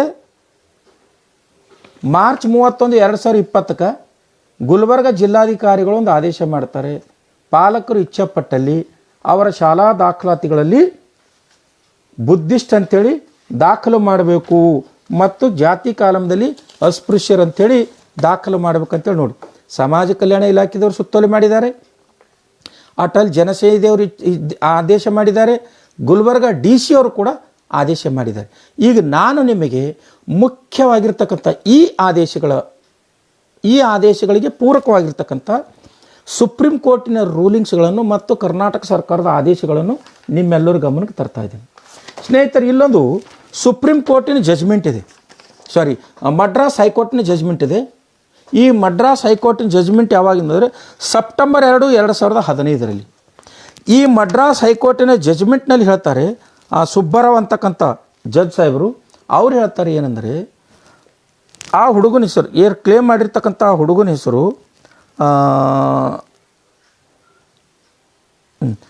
ಈ ಜಜ್ಮೆಂಟ್ದಲ್ಲಿ ಹೇಳ್ತಾರೆ ಏನಂದರೆ, ಈ ಸುಬೋಧ ದ್ರಾವಿಡನ್ ಅಂತಕ್ಕಂಥ ವ್ಯಕ್ತಿ, ಎಂಥ Dravidan Subbaiah R Subbaiah and R Rangappayyan ಅಂತಕ್ಕಂಥ judges Madras judgement high court judges ಒಂದು ಜಜ್ಮೆಂಟ್ ಮಾಡ್ತಾರೆ ಏನಂದರೆ, ಪರಿಶಿಷ್ಟ ಜಾತಿ ಆದಿಯ ದ್ರಾವಿಡ ವ್ಯಕ್ತಿ ಬೌದ್ಧ ಧರ್ಮಕ್ಕೆ ಬಂದು ಆತ ಶೆಡ್ಯೂಲ್ ಕಾಸ್ಟ್ ಸರ್ಟಿಫಿಕೇಟ್ ತೆಗೆದುಕೊಂಡಿರ್ತಾನೆ. ಸಿಂಧುತ್ವ ಪರಿಶೀಲನೆ ಮಾಡ್ತಕ್ಕಂಥ ಜಿಲ್ಲಾ ಪರಿಶೀಲನಾ ಸಮಿತಿಯವರು ಆತನನ್ನು ಶೆಡ್ಯೂಲ್ ಕಾಸ್ಟ್ದಿಂದ ರಿಜೆಕ್ಟ್ ಮಾಡ್ತಾರೆ 2015. ಆತ ಮಡ್ರಾಸ್ ಹೈಕೋರ್ಟ್ನಲ್ಲಿ ಪಿಟಿಷನ್ ಫೈಲ್ ಮಾಡ್ತಾನೆ, ನನಗೆ 1990 ಕೇಂದ್ರ ಸರ್ಕಾರದ ಆದೇಶದನ್ವಯ ನನಗೆ ಬುದ್ಧಿಸ್ಟ್ ಶೆಡ್ಯೂಲ್ ಕಾಸ್ಟ್ ಅಂತ ಟ್ರೀಟ್ ಮಾಡಿ ಮೀಸಲಾತಿ ಕಲ್ಪಿಸಿಕೊಡ್ಬೇಕು ಅಂತ. ಈ ಜಜ್ಮೆಂಟ್ದಲ್ಲಿ ಸುಬ್ಬಯ್ಯನವರು ಮತ್ತು ಸುಬ್ಬಯ್ಯನವರು ಮತ್ತು ಪಂಗಪ್ಪಯ್ಯನವರು ಒಂದು ಆದೇಶ ಮಾಡ್ತಾರೆ ಏನಂದರೆ, 1976 ಜಾರಿಗೆ ಬಂದಿರತಕ್ಕಂಥ ಸಂವಿಧಾನದ ವಿಧಿ 341 ಅನ್ವಯ ಜಾರಿಗೆ ಬಂದಿರತಕ್ಕಂಥ schedule caste inclusive and exclusive ಆ ಪಟ್ಟಿಯಲ್ಲಿ ಇದ್ದವರಿಗೆ ಮಾತ್ರ ನಾವು ಅಂದ್ರೆ ನೋಡಿ 1976 ಬಂದಿರತಕ್ಕಂಥ ಇದು ನೋಡಿ ಈ ಆದೇಶ ಪ್ರತಿ 1976 ಕೇಂದ್ರ ಸರ್ಕಾರ ಜಾರಿಗೆ ಮಾಡಿರ್ತಕ್ಕಂಥ ಏನು schedule caste inclusive and exclusive ಇದೇನು ಪಟ್ಟಿ ಇದೆಯಲ್ಲ 101 ಜಾತಿಗಳ ಪಟ್ಟಿ, ಈ ಜಾತಿ ಪಟ್ಟಿಯಲ್ಲಿ ಬುದ್ಧಿಸ್ಟ್ ದ್ರಾವಿಡಿಯನ್ ಅಂತಕ್ಕಂಥ ಜಾತಿ ಇದರಲ್ಲಿ ಇರದೇ ಇದ್ದ ಪ್ರಯುಕ್ತ ನೀವು ಮೀಸಲಾತಿ ಪಡೆಯಲು ಅರ್ಹರಲ್ಲ ಅಂತಕ್ಕಂಥದ್ದನ್ನು 2015 ಸೆಪ್ಟೆಂಬರ್ 2 ದಿವಸ ಮಡ್ರಾಸ್ ಹೈಕೋರ್ಟ್ ಜಜ್ಮೆಂಟ್ ಮಾಡಿರ್ತಕ್ಕಂಥ ಜಜ್ಮೆಂಟ್ ಕಾಪಿ ನಿಮಗೆ ಕೊಟ್ಟಿದ್ದೇನೆ. ಅದರಿಂದ ಆತ ಮೀಸಲಾತಿಯಿಂದ ವಂಚನೆ ಒಳಪಟ್ಟ. ಅದಾದ ನಂತರ ಈ ದೇಶದಲ್ಲಿ ಮತ್ತೆ 2002 ಅಕ್ಟೋಬರ್ದಲ್ಲಿ ಶೆಡ್ಯೂಲ್ ಕಾಸ್ಟ್ ಅಮೆಂಡ್ಮೆಂಟ್ ಬಿಲ್ ಆಯಿತು. ಇದರಲ್ಲಿ ಈ ಲಂಬಾಣಿ ಮತ್ತು ಬೋವಿ ಜನಾಂಗದವರಿಗೆ ಶೆಡ್ಯೂಲ್ ಕಾಸ್ಟಲ್ಲಿ ಇರಬೇಕು ಅಂತಕ್ಕಂಥದ್ದನ್ನು ಮತ್ತೆ ಆ ಪಟ್ಟಿಯಲ್ಲಿ ಸೇರಿಸಬೇಕು, ಯಥಾರೀತಿ ಇಡಬೇಕು ಅನ್ನೋ ಆದೇಶ ಆಯಿತು. ಆದರೆ ಈ 2002 ಶೆಡ್ಯೂಲ್ ಕಾಸ್ಟ್ ಅಮೆಂಡ್ಮೆಂಟ್ ಆ್ಯಕ್ಟ್ನಲ್ಲಿ ಬುದ್ಧಿಸ್ಟನ್ನು ಶೆಡ್ಯೂಲ್ ಕಾಸ್ಟಲ್ಲಿ ಇಡಬೇಕು ಅಂತಕ್ಕಂಥದ್ದು ಇದರಲ್ಲಿ ಆದೇಶ ಇಲ್ಲ, ಆದೇಶ ಆಗಲಿ. ಇದು ಕೇಂದ್ರ ಸರ್ಕಾರದಿಂದ ಆಗಿರ್ತಕ್ಕಂಥ ಶೆಡ್ಯೂಲ್ ಕಾಸ್ಟ್ ಅಮೆಂಡ್ಮೆಂಟ್ ಬಿಲ್. ಇದಾದ ನಂತರ 2015 the constitution schedule caste order amendment 2015 ಇದರಲ್ಲಿ ಕಬೀರ್ ಪಂಥದವರಿಗೆ ಶೆಡ್ಯೂಲ್ ಕಾಸ್ಟದಲ್ಲಿ ಕಬೀರ್ ಪಂಥಕ್ಕೆ ಏನು ಪಂಥ ಚೇಂಜ್ ಮಾಡಿರ್ತಕ್ಕಂಥವ್ರಿಗೆ ಅವ್ರಿಗೆ ಶೆಡ್ಯೂಲ್ ಕಾಸ್ಟಲ್ಲಿ ಇಡಬೇಕು ಅಂತಕ್ಕಂಥದ್ದನ್ನು ಈ 2015ರ SC/ST ಶೆಡ್ಯೂಲ್ ಕಾಸ್ಟ್ ಅಮೆಂಡ್ಮೆಂಟ್ ಬಿಲ್ನಲ್ಲಿದೆ. ಆದರೆ ಇದರಲ್ಲಿ ಬುದ್ಧಿಸ್ಟ್ ಇರ್ತಕ್ಕಂಥವ್ರಿಗೆ ಶೆಡ್ಯೂಲ್ ಕಾಸ್ಟ್ನಲ್ಲಿ ಇಡಬೇಕು ಅಂತಕ್ಕಂಥದ್ದು ಇಲ್ಲ. ಜೊತೆಗೆ 1990ರ ಏನು ಭಾರತ ಸರ್ಕಾರದ ಕಾಯ್ದೆ ಅನ್ವಯ government of Karnataka act number 7 of 1991 ಈ ಆ್ಯಕ್ಟನ್ನು ತೋರಿಸ್ತೀನಿ ನಾನು ನಿಮಗೆ. 1991 ಗೌರ್ಮೆಂಟ್ ಆಫ್ ಕರ್ನಾಟಕ ಆ್ಯಕ್ಟ್ ಇದು. Government of Karnataka act number 7 of the 1991 the Karnataka schedule caste and schedule tribes and others backward classes reservation of the appointment act 1990 reservation of the appointment act 1990ಯಲ್ಲಿ ಇದರಲ್ಲಿ ಎಲ್ಲೂ ಕೂಡ ಬುದ್ಧಿಸ್ಟ್ ಶೆಡ್ಯೂಲ್ ಕಾಸ್ಟ್ ಅಂತಕ್ಕಂಥ ವ್ಯಕ್ತಿಗೆ ಮೀಸಲಾತಿ ಕೊಡಬೇಕು ಅಂತಕ್ಕಂಥ ಒಂದು ಪದ ಬಳಕೆಯೂ ಕೂಡ ಈ ಆ್ಯಕ್ಟ್ನಲ್ಲಿಲ್ಲ. ಇದು 1991ರಲ್ಲಿ ಬಂದಿರತಕ್ಕಂಥ ಆ್ಯಕ್ಟ್. ಅಂದರೆ ಕೇಂದ್ರ ಸರ್ಕಾರದ ಬುದ್ಧಿಸ್ಟ್ ಶೆಡ್ಯೂಲ್ ಕಾಸ್ಟ್ ಅಂತಕ್ಕಂಥ ಗೆಜೆಟ್ ನೋಟಿಫಿಕೇಶನ್ ಏನಿದೆಯಲ್ಲ ಅದು ಬಂದ ನಂತರ ಬಂದಿರತಕ್ಕಂಥ ಇದು ಕರ್ನಾಟಕದ ಅಮೆಂಡ್ಮೆಂಟ್ ಇದು ಆ್ಯಕ್ಟ್. ಈ ಕಾಯ್ದೆಯಲ್ಲಿ ಎಲ್ಲೂ ಕೂಡ ಬುದ್ಧಿಸ್ಟ್ ಶೆಡ್ಯೂಲ್ ಕಾಸ್ಟ್ದವ್ರಿಗೆ ಮೀಸಲಾತಿ ಕೊಡಬೇಕು ಅಂತಿಲ್ಲ. ಇದಾದ ನಂತರ ಮುಖ್ಯವಾಗಿರ್ತಕ್ಕಂಥ ವಿಷಯ ನಾನು ನಿಮ್ಮ ಗಮನಕ್ಕೆ ತರ್ತಾ ಇದ್ದೀನಿ ಸ್ನೇಹಿತರೆ. ನಾನು ನಿಮಗೆ 1990ರ ಬುದ್ಧಿಸ್ಟ್ ಶೆಡ್ಯೂಲ್ ಕಾಸ್ಟ್ ಆ್ಯಕ್ಟ್ ಬಗ್ಗೆ ಹೇಳಿದೆ. ಅದಾದ ನಂತರ 2013ರಲ್ಲಿ government of Karnataka social department ಮಾಡಿರ್ತಕ್ಕಂಥ ಸುತ್ತೋಲೆ ಹೇಳಿದೆ. ಅದಾದ ನಂತರ 2016ರಲ್ಲಿ ಅಟಲ್ಜಿ ಜನಸ್ನೇಹಿ ಅಂದರೆ ರಾಜ್ಯ ಸರ್ಕಾರದಿಂದ ಮಾಡಿರ್ತಕ್ಕಂಥ ಆದೇಶ ಹೇಳಿದೆ. 2020ರಲ್ಲಿ ಜಿಲ್ಲಾಧಿಕಾರಿಗಳು ಗುಲ್ಬರ್ಗ ಇವರು ಬುದ್ಧಿಸ್ಟ್ ಶೆಡ್ಯೂಲ್ ಕಾಸ್ಟ್ ಬರೀರಿ ಅಂತಕ್ಕಂಥ ಆದೇಶ ಸುತ್ತೋಲೆ ಮಾಡಿರ್ತಕ್ಕಂಥ ನೋಡಿದೆ. ಈ ಎಲ್ಲ ಸುತ್ತೋಲೆಗಳ ಆದ ನಂತರ 2018ರಲ್ಲಿ ಇದು ನಿಮಗೆ ತೋರಿಸ್ತೀನಿ ಸ್ನೇಹಿತರೆ. 2018ರಲ್ಲಿ ಗೌರ್ಮೆಂಟ್ ಆಫ್ ಕರ್ನಾಟಕ ಒಟ್ಟಾರೆ ಒಂದು ಆದೇಶ ಮಾಡುತ್ತೆ. 2018 ಮಾರ್ಚ್ 21ನೇ ತಾರೀಕು ದಿವಸ ಕರ್ನಾಟಕ ಸರ್ಕಾರ ಒಂದು ಆದೇಶ ಮಾಡುತ್ತೆ. ಅದು ಜಾತಿ ಮತ್ತು ಧರ್ಮಕ್ಕೆ ಸಂಬಂಧಪಟ್ಟಿರ್ತಕ್ಕಂಥ ವಿಷಯಕ್ಕೆ, ಧರ್ಮ ಮತ್ತು ಜಾತಿಗೆ ಸಂಬಂಧಪಟ್ಟಿರ್ತಕ್ಕಂಥ ವಿಷಯಕ್ಕೆ ಸಂಬಂಧಪಟ್ಟಂತೆ ಕರ್ನಾಟಕ ಸರ್ಕಾರದ ಸಮಾಜ ಕಲ್ಯಾಣ ಇಲಾಖೆಯಿಂದ 21 ಮಾರ್ಚ್ 2018ಕ್ಕೆ ಈ ಒಂದು ಸುತ್ತೋಲೆ ಆದೇಶ ಆಗುತ್ತೆ. ಈ ಸುತ್ತೋಲೆ ತುಂಬ ಮುಖ್ಯವಾಗಿರ್ತಕ್ಕಂಥ ವಿಷಯ. ಇದು ಪ್ರತಿಯೊಬ್ಬ ಕರ್ನಾಟಕದ ಪ್ರತಿಯೊಬ್ಬ ಇಂಟೆಲೆಕ್ಚುಯಲ್ಸು, ಚಳವಳಿಗಾರರು, ಹೋರಾಟಗಾರರು, ನಾಗರಿಕರು, ನ್ಯಾಯವಾದಿಗಳ ಹತ್ರ ಈ ಸುತ್ತೋಲೆ ಇರಬೇಕು. ಯಾಕೆ ಸುತ್ತೋಲೆ ಇರಬೇಕಂದ್ರೆ ಮುಖ್ಯವಾಗಿರ್ತಕ್ಕಂಥ ಅಂಶಗಳು ಮತ್ತು ಜಜ್ಮೆಂಟ್ಗಳು ಸರ್ಕಾರ ಇದರಲ್ಲಿ ಹಾಕಿದೆ. ನಾನು ಸಮಯ ಆದರೂ ಅಡ್ಡಿಲ್ಲ ಒಂದೊಂದಾಗಿ ನಿಮ್ಮ ಗಮನಕ್ಕೆ ತರ್ತಾ ಇದ್ದೇನೆ. ಈ ಆ್ಯಕ್ಟ್ನಲ್ಲಿ ಏನು ಹೇಳ್ತಾನೆಂದರೆ ಮಾನ್ಯ ಸರ್ವೋಚ್ಚ ನ್ಯಾಯಾಲಯ ಮತ್ತು ಮಾನ್ಯ ಉಚ್ಚ ನ್ಯಾಯಾಲಯಗಳು ನೋಡಿ, ಮಾನ್ಯ ಸರ್ವೋಚ್ಚ ನ್ಯಾಯಾಲಯ ಮತ್ತು ಉಚ್ಚ ನ್ಯಾಯಾಲಯಗಳು ಜಾತಿ ಮತ್ತು ಜಾತಿ ಪ್ರಮಾಣ ಪತ್ರಗಳ ಬಗ್ಗೆ ಕಾಲಕಾಲಕ್ಕೆ ಹೊರಡಿಸಿರುವ ಆದೇಶಗಳನುಸಾರ ಕ್ರಮ ಜರುಗಿಸುವ ಬಗ್ಗೆ ಸ್ಪಷ್ಟೀಕರಣ. ಜಾತಿ ಮತ್ತು ಜಾತಿ ಪ್ರಮಾಣ ಪತ್ರಗಳ ಬಗ್ಗೆ ಕ್ರಮ ಜರುಗಿಸ್ತಕ್ಕಂಥ ಸ್ಪಷ್ಟೀಕರಣ. ಈ ಆದೇಶದಲ್ಲಿ ಎಲ್ಲೂ ಕೂಡ ಬುದ್ಧಿಸ್ಟ್ ಶೆಡ್ಯೂಲ್ ಕಾಸ್ಟ್ದವರಿಗೆ ಶೆಡ್ಯೂಲ್ ಕಾಸ್ಟ್ ಅಂತೇಳಿ ಸರ್ಟಿಫಿಕೇಟ್ ಕೊಡಬೇಕು ಅಂತಿಲ್ಲ. ಇದು ಜಾತಿ ಮತ್ತು ಜಾತಿ ಪ್ರಮಾಣ ಪತ್ರಕ್ಕೆ ಬಂದಿರತಕ್ಕಂಥ ಸ್ಪಷ್ಟೀಕರಣ. ಹಾಗಾದರೆ ಇದರಲ್ಲಿ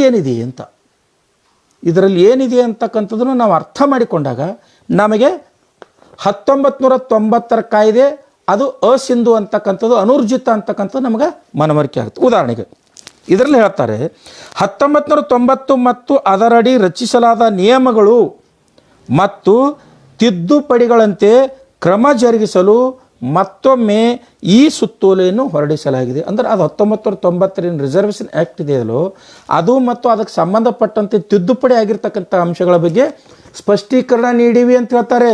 ಇದರಲ್ಲಿ Buddhist schedule caste belongs to schedule caste ಅಂತ ಎಲ್ಲೂ ಕೂಡ ಇಲ್ಲ. ಒಂದು. ಎರಡನೇದಾಗಿ ಏನಿದೆ ಅಂದರೆ ಇದು ಬಹಳ ಮುಖ್ಯ ಆಗಿರ್ತಕ್ಕಂಥ ವಿಷಯ ಸ್ನೇಹಿತರು, ಓದಿ ಹೇಳ್ತೀನಿ. ಭಾರತ ಸರ್ಕಾರ ಪ್ರಕಟಿಸಿದ ಅಧಿಸೂಚನೆಗಳು ಕರ್ನಾಟಕ ರಾಜ್ಯದಲ್ಲಿ ಪರಿಶಿಷ್ಟ ಜಾತಿಗಳ ಮತ್ತು ಪರಿಶಿಷ್ಟ ಪಂಗಡಗಳ ಪಟ್ಟಿಗಳು ಕಂದಾಯ ಇಲಾಖೆಯ ಮತ್ತು ಸಮಾಜ ಕಲ್ಯಾಣ ಇಲಾಖೆಯ ರಾಜ್ಯ, ಜಿಲ್ಲಾ, ತಾಲೂಕು ಮಟ್ಟದ ಅಧಿಕಾರಿಗಳ ಕಚೇರಿಯಲ್ಲಿ ಲಭ್ಯವಿರುತ್ತವೆ. ನೋಡಿ, ಸೆಂಟ್ರಲ್ ಗೌರ್ಮೆಂಟ್, ಸ್ಟೇಟ್ ಗೌರ್ಮೆಂಟ್ ಏನು ರಿಸರ್ವೇಷನ್ ಪಟ್ಟಿ ರಿಲೀಸ್ ಮಾಡಿರಲೋ ಅದು ಸ್ಟೇಟ, ರಾಜ್ಯ, ಜಿಲ್ಲೆಯಲ್ಲಿರ್ತಕ್ಕಂಥ ಸಮಾಜ ಕಲ್ಯಾಣ ಅಧಿಕಾರಿಗಳ ಮತ್ತು ಕಂದಾಯ ಇಲಾಖಾ ಅಧಿಕಾರಿಗಳ ಹತ್ರ ಇವೆ. ಮತ್ತು ಭಾರತ ಸರ್ಕಾರ ಹಾಗೂ ರಾಜ್ಯ ಸರ್ಕಾರದ ವೆಬ್ಸೈಟ್ನಲ್ಲಿಯೂ ಸಹ ಲಭ್ಯವಿವೆ. ಮುಂದುವರೆದು ಹೇಳ್ತಾನೆ, ಸದರಿ ಪಟ್ಟಿಯಲ್ಲಿರುವ ಜಾತಿಗಳು ಮಾತ್ರ ಮೀಸಲಾತಿಗೆ ಅರ್ಹರಾಗಿರುತ್ತವೆ. ಯಾವ ಪಟ್ಟಿ? ಇದು ಸಿವಿಲ್ ಸೇವೆಗಳ ನಿಯಮ 2008ರಲ್ಲಿ ಇರ್ತಕ್ಕಂಥ ಸರ್ಕಾರ ಬಿಡುಗಡೆ ಮಾಡಿರ್ತಕ್ಕಂಥದ್ದು, ಸಮಾಜ ಕಲ್ಯಾಣ ಇಲಾಖೆ ಬಿಡುಗಡೆ ಮಾಡಿರ್ತಕ್ಕಂಥ, ಇಲ್ಲಿ ಕಾಣಬಹುದು ನಿಮಗೆ ಸಮಾಜ ಕಲ್ಯಾಣ ಇಲಾಖೆ ಬಿಡುಗಡೆ ಮಾಡಿರ್ತಕ್ಕಂಥ ಪಟ್ಟಿ. ದೆನ್ OBC ಇಲಾಖೆಯವರು ಕರ್ನಾಟಕ ಬಿಡುಗಡೆ ಮಾಡಿರ್ತಕ್ಕಂಥ OBC ಜನಾಂಗದವರ ಈ ಮೀಸಲಾತಿ ಪಟ್ಟಿಗಳು. ಇದರನ್ವಯ ಏನು ಹೇಳ್ತಾನೆ, ಸ್ಪಷ್ಟವಾಗಿ ಹೇಳ್ತಾನೆ ನೋಡಿ. ಸದರಿ ಪಟ್ಟಿಯಲ್ಲಿರುವ 1976 schedule caste inclusive and exclusive ಏನು ಪಟ್ಟಿಯಲ್ಲಿ 101 ಜಾತಿಗಳಿವೆಯೋ ಆ ಪಟ್ಟಿಯಲ್ಲಿರೋ ನೋಡಿ, ಸದರಿ ಪಟ್ಟಿಯಲ್ಲಿರುವ ಜಾತಿಗಳು ಮಾತ್ರ ಮೀಸಲಾತಿಗೆ ಅರ್ಹರಾಗಿರುತ್ತವೆ. ಆ ಪಟ್ಟಿ ಬಿಟ್ಟು ಯಾರೋ ಒಬ್ಬರು ಆದೇಶ ಮಾಡಿದ್ದಾರೆ, ರಾಜ್ಯಸಭೆಯಿಂದ ಬಂದಿದೆ, ಗೆಜೆಟ್ನಲ್ಲಿ ಬಂದಿದೆ ಅಂದರೆ ಪರಿಗಣಿಸಬಾರ್ದು ಅಂತ ಸ್ಪಷ್ಟವಾಗಿ ಹೇಳುತ್ತೆ. ಇದರ ಆಧಾರದ ಮೇಲೆ ಅಥವಾ ಇದಕ್ಕೆ ಪೂರಕವಾಗಿರ್ತಕ್ಕಂಥ ಆಧಾರಗಳ ಮೇಲೆ ಇದು 2015ರಲ್ಲಿ ಚೆನ್ನೈ ಮಡ್ರಾಸ್ ಹೈಕೋರ್ಟ್ ಜಜ್ಮೆಂಟ್ ಮಾಡಿರ್ತಕ್ಕಂಥದ್ದು. ಇನ್ನು ಮುಂದೆ ನೋಡ್ರಿ, ಅದು ಒಂದೇ ಅಂತಲ್ಲ, ಮುಂದಿನ ಹೇಳ್ತೀನಿ ನಿಮಗೆ ನಾನು. ಕರ್ನಾಟಕ ರಾಜ್ಯದಲ್ಲಿ ನೋಡಿ,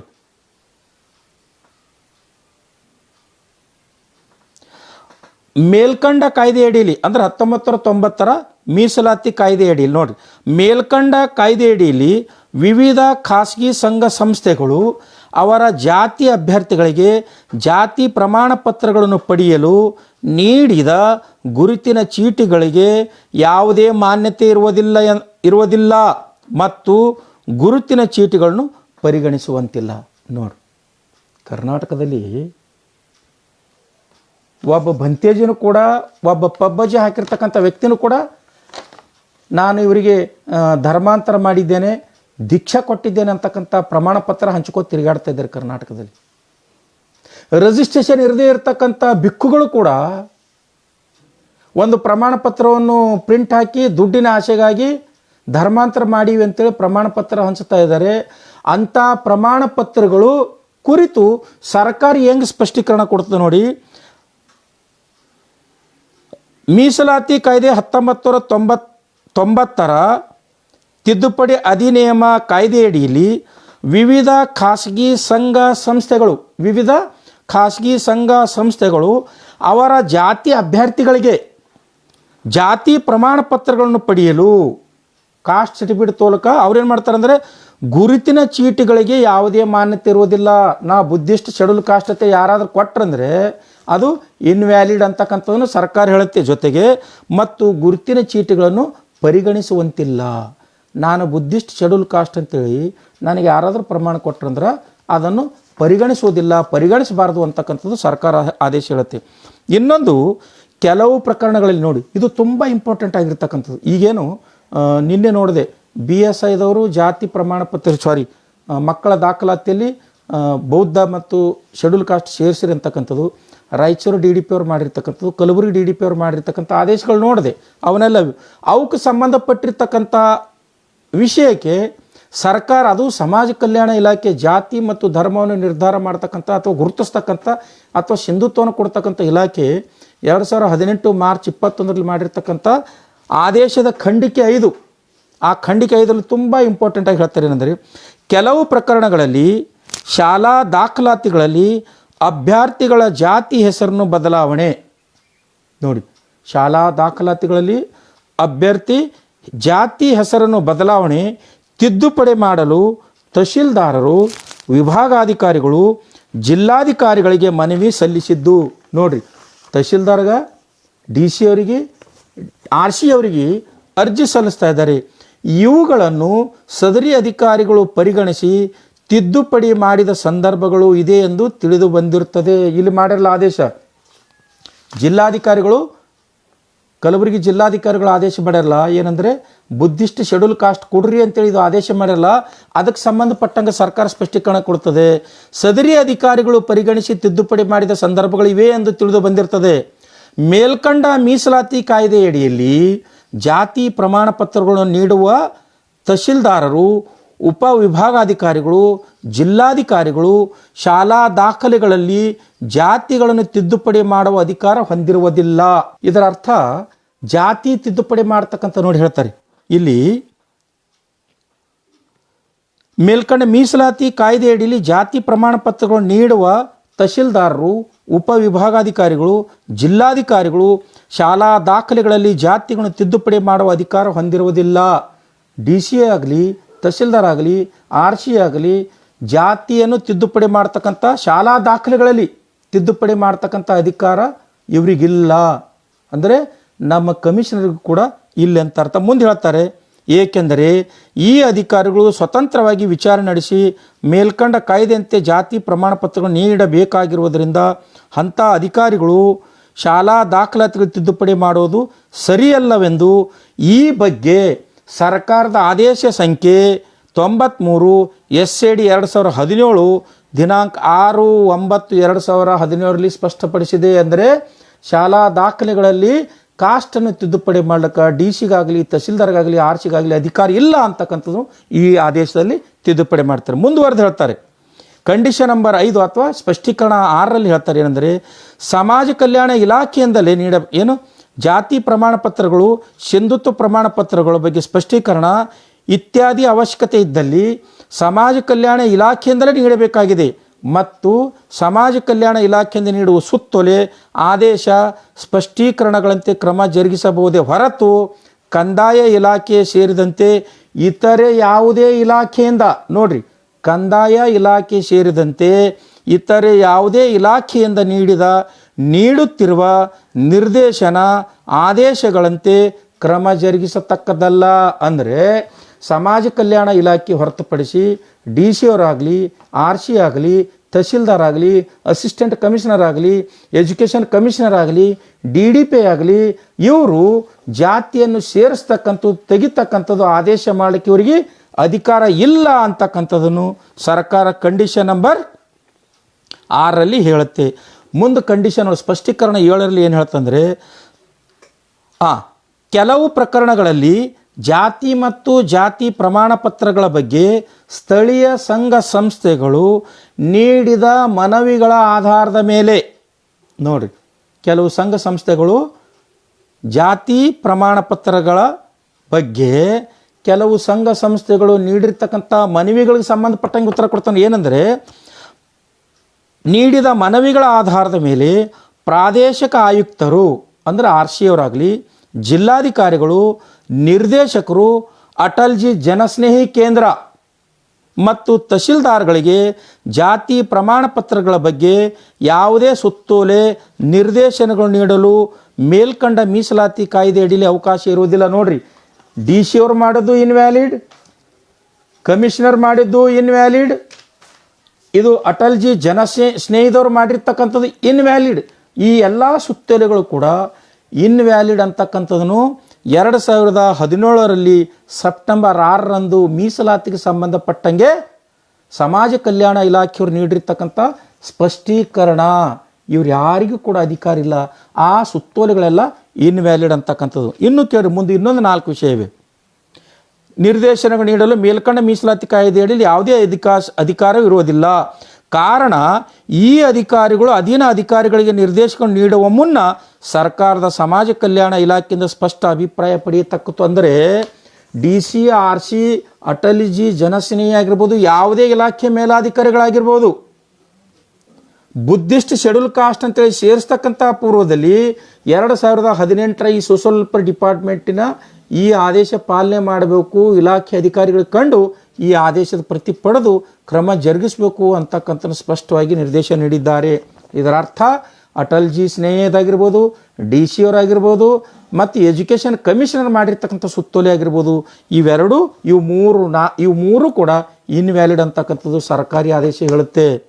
ಇನ್ನು ಸ್ಪಷ್ಟೀಕರಣದ 8ನೇ ಕಾಲಮ್ದಲ್ಲಿ ಹೇಳ್ತಾರೆ ಏನು, ಜಾತಿ ಪ್ರಮಾಣ ಪತ್ರಗಳನ್ನು ನೀಡುವ ಬಗ್ಗೆ. ನೋಡಿ, ಇದು ಭಾಳ ತುಂಬ ಇಂಪಾರ್ಟೆಂಟ್ ಆಗಿರ್ತಕ್ಕಂಥ ವಿಷಯ. ಜಾತಿ ಪ್ರಮಾಣ ಪತ್ರಗಳನ್ನು ನೀಡುವ ಬಗ್ಗೆ ಆಗಿಂದಾಗೆ ಉದ್ಭವಿಸುವ ಸಮಸ್ಯೆಗಳಿಗೆ ಸಂಬಂಧಿಸಿದಂತೆ ಮಾನ್ಯ ಸರ್ವೋಚ್ಚ ನ್ಯಾಯಾಲಯವು ಮತ್ತು ಮಾನ್ಯ ಉಚ್ಚ ನ್ಯಾಯಾಲಯವು ತೀರ್ಪುಗಳನ್ನು ನೀಡುತ್ತಿದ್ದು. ನೋಡ್ರಿ, ಜಾತಿಗೆ ಸಂಬಂಧಪಟ್ಟಂತೆ, ಜಾತಿ ಪ್ರಮಾಣ ಪತ್ರಕ್ಕೆ ಸಂಬಂಧಪಟ್ಟಂಗೆ ಹೈಕೋರ್ಟ್ ಮತ್ತು ಸುಪ್ರೀಂ ಕೋರ್ಟ್ಗಳು ಆಗಾಗ್ಗೆ ತೀರ್ಪುಗಳು ನೀಡ್ತಾ ಇವೆ. ಅವುಗಳಿಗೆ ಸಂಬಂಧಪಟ್ಟಂತೆ ಅವುಗಳ ಮೂಲಕ ಕಾನೂನುಬದ್ಧ ಅಭಿಪ್ರಾಯ, ಮಾರ್ಗಸೂಚಿ, ಸ್ಪಷ್ಟೀಕರಣಗಳನ್ನು ಕಾಲಕಾಲಕ್ಕೆ ನೀಡಲಾಗುತ್ತಿದೆ. ಜಾತಿ ಪ್ರಮಾಣ ಪತ್ರಕ್ಕೆ ಸಂಬಂಧಪಟ್ಟಂಗೆ ಹೈಕೋರ್ಟ್ ಮತ್ತು ಸುಪ್ರೀಂ ಕೋರ್ಟ್ಲಿಂದ ಆಗಾಗ ಸ್ಪಷ್ಟೀಕರಣ ಬರ್ತಾ ಇವೆ ಅಂತಕ್ಕಂಥದ್ದು. ಇವುಗಳನ್ನು ಜಾತಿ ಪ್ರಮಾಣ ಪತ್ರಗಳನ್ನು ನೀಡುವ, ನೋಡಿರಿ, ಇವುಗಳನ್ನು ಜಾತಿ ಪ್ರಮಾಣ ಪತ್ರಗಳನ್ನು ನೀಡುವ ಅಂದರೆ ತಹಶೀಲ್ದಾರ್ ಆಗಿರ್ಬೋದು, ಪ್ರಮಾಣ ಪತ್ರ ನೀಡುವ, ಪರಿಶೀಲಿಸುವ ಅಂದರೆ DC ಆಗಿರ್ಬೋದು, ಅಥವಾ SC/ST ಸಿಂಧುತ್ವ ಪರಿಶೀಲನಾ ಸಮಿತಿ ಆಗಿರ್ಬೋದು, ಅನುಮೋದಿಸುವ ಸಿಂಧುತ್ವ ಕೊಡ್ತಕ್ಕಂಥದ್ದು ಜಿಲ್ಲಾಧಿಕಾರಿಯವರಾಗಿರ್ಬೋದು, ಎಲ್ಲ ಅಧಿಕಾರಿಗಳು ಮತ್ತು ಪ್ರಾಧಿಕಾರಗಳು ಕಟ್ಟುನಿಟ್ಟಾಗಿ ಪಾಲಿಸತಕ್ಕದ್ದು. ಅಂದರೆ ಹೈಕೋರ್ಟ್ ಕೊಟ್ಟಿರ್ತಕ್ಕಂಥ ರೂಲಿಂಗ, ಸುಪ್ರೀಂ ಕೋರ್ಟ್ ಕೊಟ್ಟಿರ್ತಕ್ಕಂಥ ರೂಲಿಂಗ್ಗಳನ್ನು ನೀವು ಕಟ್ಟುನಿಟ್ಟಾಗಿ ಪಾಲಿಸಬೇಕು ಅಂತಕ್ಕಂಥ ಮಾತನ್ನು ಈ ಆದೇಶದ ಖಂಡಿಕೆ ನಂಬರ್, ಸ್ಪಷ್ಟೀಕರಣದ ಖಂಡಿಕೆ ನಂಬರ್ 8 ಹೇಳುತ್ತೆ. ಮುಂದುವರೆದು ಹೇಳ್ತಾರೆ, ಮಾನ್ಯ ಸರ್ವೋಚ್ಚ ನ್ಯಾಯಾಲಯ ಈ ಕೆಳಕಂಡ ತೀರ್ಪುಗಳಲ್ಲಿ ವಿವರಿಸಿದ ಅಂಶಗಳನ್ನು ಗಮನಿಸಿ ಅರ್ಜಿದಾರರ ಜಾತಿಯನ್ನು ಸಂಬಂಧಪಟ್ಟ ಅಧಿಕಾರಿಗಳು ನಿರ್ಧರಿಸಬೇಕು. ಈ ಆದೇಶದಲ್ಲಿ 2015 ಸೆಪ್ಟೆಂಬರ್ 6ರ ಮದ್ರಾಸ್ ಹೈಕೋರ್ಟ್ ಜಜ್ಮೆಂಟ್ ಇಲ್ಲ, ಆದ್ರೆ 3 ಜಜ್ಮೆಂಟ್ ಇವೆ. ಯಾವ್ಯಾವ ಜಜ್ಮೆಂಟ್ ಇವೆ? ಜಾತಿ ಪ್ರಮಾಣ ಪತ್ರಕ್ಕೆ ಸಂಬಂಧಪಟ್ಟಂಗೆ DC ಅವರಿಗೆ, ಅಟಲ್ ಬಿಹಾರಿ ಜನಸ್ನೇಹಿದವರಿಗೆ, ನಮ್ಮದು ಎಜುಕೇಷನ್ ಕಮಿಷನರಿಗೆ, ಅಥವಾ ಯಾವುದೇ ಅಧಿಕಾರಿಗೆ, ಸಮಾಜ ಕಲ್ಯಾಣ ಇಲಾಖೆ ಹೊರತುಪಡಿಸಿ ಯಾವುದೇ ಅಧಿಕಾರಿಗಳಿಗೆ ಜಾತಿಯನ್ನು ನಿರ್ಧರಿಸ್ತಕ್ಕಂಥ ಅಧಿಕಾರಿ ಇಲ್ಲ ಅಂತ ಜಜ್ಮೆಂಟ್ ಆಗಿರ್ತಕ್ಕಂಥವು ಯಾವ್ಯಾವ ಅನ್ನೋದು ನಿಮಗೆ ಒಂದು 4 ಜಜ್ಮೆಂಟ್ ಇವೆ, 5 ಇವೆ, ಅದರಲ್ಲಿ 4 ಕೋಟ್ ಮಾಡ್ತಿದ್ದೀನಿ. ಮಾಣಿಕ್ ಲಾಲ್ ಊಜಾ ವರ್ಸಸ್ ಸ್ಟೇಟ್ ಜಮ್ಮು 1971ರಲ್ಲಿ ಆಗಿರ್ತಕ್ಕಂಥ ಜಜ್ಮೆಂಟ, ಇದು ಒಂದು ಜಜ್ಮೆಂಟ. ಎರಡನೇದು Kumari Madhuri Patil versus additional commissioner tribal department 1995ರಲ್ಲಿ ಆಗಿರ್ತಕ್ಕಂಥ ಈ judgement. Indira Sawhney versus union India others 1993ರಲ್ಲಿ, ಇದು ಶೆಡ್ಯೂಲ್ ಕಾಸ್ಟ್ ಪ್ರಮೋಷನ್ಗೆ ಸಂಬಂಧಪಟ್ಟಿರ್ತಕ್ಕಂಥ ಜಜ್ಮೆಂಟು, ಇದು ಆಗಿರ್ಬೋದು. ಇನ್ನು ಕರ್ನಾಟಕದಲ್ಲಿ 2017ರಲ್ಲಿ ಆಗಿರ್ತಕ್ಕಂಥ ಹೈಕೋರ್ಟ್ ಜಜ್ಮೆಂಟ್ ನೋಡಿ, ಕರ್ನಾಟಕ ಉಚ್ಚ ನ್ಯಾಯಾಲಯ WP ನಂಬರ್ 103502/2016, ಇದು ಫೈಲ್ ನಂಬರ್ ಇದೆ, CC number, JMFC CC number ಇದೆ. ದಿನಾಂಕ 16/2/2017ರಂದು ನಾರಾಯಣ್ V ಶಿರೂರ್ ವರ್ಸಸ್ ತಹಶೀಲ್ದಾರ್ ಭಟ್ಕಳ ಅಂತಕ್ಕಂಥ ಇವ್ರ ವಿರುದ್ಧ ಆಗಿರ್ತಕ್ಕಂಥ ಜಜ್ಮೆಂಟ್ಗೆ ಸಂಬಂಧಪಟ್ಟಿರ್ತಕ್ಕಂಥದ್ದು ಜಾತಿ ಪ್ರಮಾಣ ಪತ್ರದ ಬಗ್ಗೆ ಸ್ಪಷ್ಟೀಕರಣ ನೀಡಿದ್ದಾರೆ. ಇದಷ್ಟೇ ಅಲ್ಲದೆ ಸ್ಪಷ್ಟೀಕರಣ 9ರಲ್ಲಿ ಸರ್ಕಾರ ಹೇಳುತ್ತೆ, ಮಾನ್ಯ ಸರ್ವೋಚ್ಚ ನ್ಯಾಯಾಲಯದ ಹಲವಾರು ಆದೇಶ ತೀರ್ಪುಗಳಲ್ಲಿ, ನೋಡ್ರಿ, ಮಾನ್ಯ ಸರ್ವೋಚ್ಚ ನ್ಯಾಯಾಲಯ, ಇವೇನು ನಾನು 4 ಜಜ್ಮೆಂಟ್ಸ್ ಹೇಳಿದೆ, ಅದರ ಬಗ್ಗೆ ಹೇಳ್ತಾರೆ. ಮಾನ್ಯ ಸರ್ವೋಚ್ಚ ನ್ಯಾಯಾಲಯದ ಹಲವಾರು ಆದೇಶ ತೀರ್ಪುಗಳಲ್ಲಿ ಸ್ವಹಿತಾಸಕ್ತಿಯಿಂದ ಸಂಘ ಸಂಸ್ಥೆಗಳಿಂದ ನೀಡಲಾಗಿರುವ, ನೋಡ್ರಿ, ಸ್ವಹಿತಾಸಕ್ತಿಯಿಂದ ಸಂಘ ಸಂಸ್ಥೆಗಳಿಂದ ನೀಡಲಾಗಿರುವ ಜಾತಿ ಗುರುತಿನ ಪ್ರಮಾಣ ಪತ್ರ ಅಥವಾ ಯಾವುದೇ ಅಧಿಕೃತ ದಾಖಲೆಗಳಿಲ್ಲದೆ ಕೇವಲ ಸ್ವಯಂ ಹೇಳಿಕೆಯಿಂದ ನಾನು ನನ್ನ ಧರ್ಮ ಬುದ್ಧಿಸ್ಟ್ ಬರ್ಸರಿ, ಜಾತಿ ಶೆಡ್ಯೂಲ್ ಕಾಸ್ಟ್ ಅಂತ ಬರ್ಸರಿ ಅಂದ್ರೆ ಅದೂ ಅಪರಾಧ, ಅದು ಮೀಸಲಾತಿ ಲಾಭ ಸಿಗಂಗಿಲ್ಲ ಅವರಿಗೆ. ಕೇವಲ ಸ್ವಯಂ ಹೇಳಿಕೆಗಳಿಂದ ಅಥವಾ ಮನಬಂದಂತೆ ಬರೆಸಲ್ಪಟ್ಟ ಶಾಲಾ ಕಾಲೇಜಿನಲ್ಲಿನ ಸಾಕ್ಷ್ಯಾಧಾರಗಳಿಂದ, ಅಂದರೆ ನಾನು ಹೋಗಿ ಒಬ್ಬ ಟೀಚರ್ ಹೋಗಿ ನನ್ನ ಧರ್ಮ ಇದು ಬರೀರಿ, ನನ್ನ ಜಾತಿ ಇದು ಬರೀರಿ ಅಂದರೆ ಮನಬಂದಂತೆ ಹೇಳಲಾಗಿರುವ ಶಾಲಾ ಕಾಲೇಜಿನ ಸಾಕ್ಷ್ಯಾಧಾರಗಳಿಂದ ಒಬ್ಬ ವ್ಯಕ್ತಿಯ ಜಾತಿಯನ್ನು ನಿರ್ಧರಿಸಲು ಕಾನೂನುಗಳಲ್ಲಿ ಅವಕಾಶ ಇರುವುದಿಲ್ಲ. ಇದರ ಅರ್ಥ ಸ್ನೇಹಿತರೆ, ನಾವು TCಯಲ್ಲಿ ಬುದ್ಧಿಸ್ಟ್ ಶೆಡ್ಯೂಲ್ ಕಾಸ್ಟ್ ಬರ್ಕೊಂಡು ಒಯ್ದು ನಮ್ಮ ಮಕ್ಕಳು ಮುಂದೆ ಅಪಾಯಿಂಟ್ಮೆಂಟ್ ಆದಾಗ ಸಿಂಧುತ್ವಕ್ಕೆ ಒಯ್ದೀವಿ ಅಂದರೆ ಈ ಸುಪ್ರೀಂ ಕೋರ್ಟ್ ಜಜ್ಮೆಂಟ್ ಅನ್ವಯ ನಮ್ಮ ಮಕ್ಕಳನ್ನು ಇತ್ತಾಗ ಶೆಡ್ಯೂಲ್ ಕಾಸ್ಟ್ ಅಂತೂ ಟ್ರೀಟ್ ಮಾಡೋಂಗಿಲ್ಲ, ಮೀಸಲಾತಿ ಕೊಡೋಂಗಿಲ್ಲ, ಆ ಕಡೆ 2Aದಾಗೂ ಮೀಸಲಾತಿ ಕೊಡೋಂಗಿಲ್ಲ. ಕಾರಣ ಸ್ಪಷ್ಟೀಕರಣದ ಸಲುವಾಗಿ ಅಲೆದಾಡ್ತಾರೆ. ಈಗ ಒಂದು ವೇಳೆ ಈ ಇನ್ವ್ಯಾಲಿಡ್ ಇರ್ತಕ್ಕಂಥ ಸುತ್ತೋಲುಗಳ ಆಧಾರದ ಮೇಲೆ, ಅಂದರೆ ಜಿಲ್ಲಾಧಿಕಾರಿಗಳ, ಆಯುಕ್ತರ ಮತ್ತು ಅಟಲ್ಜಿ ಜನಸ್ನೇಹ ಇವರು ಸುತ್ತೋಲೆಗಳ ಆಧಾರದ ಮೇಲೆ ನಾವು ಹೆಡ್ ಮಾಸ್ಟರ್ ಮೇಲೆ ಪ್ರೆಷರ್ ಹಾಕಿ ಧರ್ಮದ ಕಾಲಮ್ನಲ್ಲಿ ಬುದ್ಧಿಸ್ಟು, ಜಾತಿ ಕಾಲಮ್ನಲ್ಲಿ ಪರಿಶಿಷ್ಟ ಜಾತಿ ಅಂತ ಬರೆದಿದ್ದೇ ಆದರೆ ಈ ಸರ್ಕಾರಿಯ ಸ್ಪಷ್ಟೀಕರಣ ಆದೇಶದ ಖಂಡಿಕೆ 9ರ ಅನ್ವಯ ನಾವು ಇದು ಇನ್ವ್ಯಾಲಿಡ್ ಆಗುತ್ತೆ. ಅದಕ್ಕೆ ಮುಂದುವರೆದು ಹೇಳ್ತಾರೆ, ಶಾಲಾ ಕಾಲೇಜಿನಲ್ಲಿ ಸಾಕ್ಷ್ಯಾಧಾರಗಳಿಂದ ಒಬ್ಬ ವ್ಯಕ್ತಿಯು ಜಾತಿಯನ್ನು ನಿರ್ಧರಿಸಲು ಕಾನೂನುಗಳಲ್ಲಿ ಅವಕಾಶವಿರುವುದಿಲ್ಲ ಹಾಗೂ ಸಕ್ರಮವಾಗುವುದಿಲ್ಲವೆಂದು ಆದೇಶಿಸಿದೆ.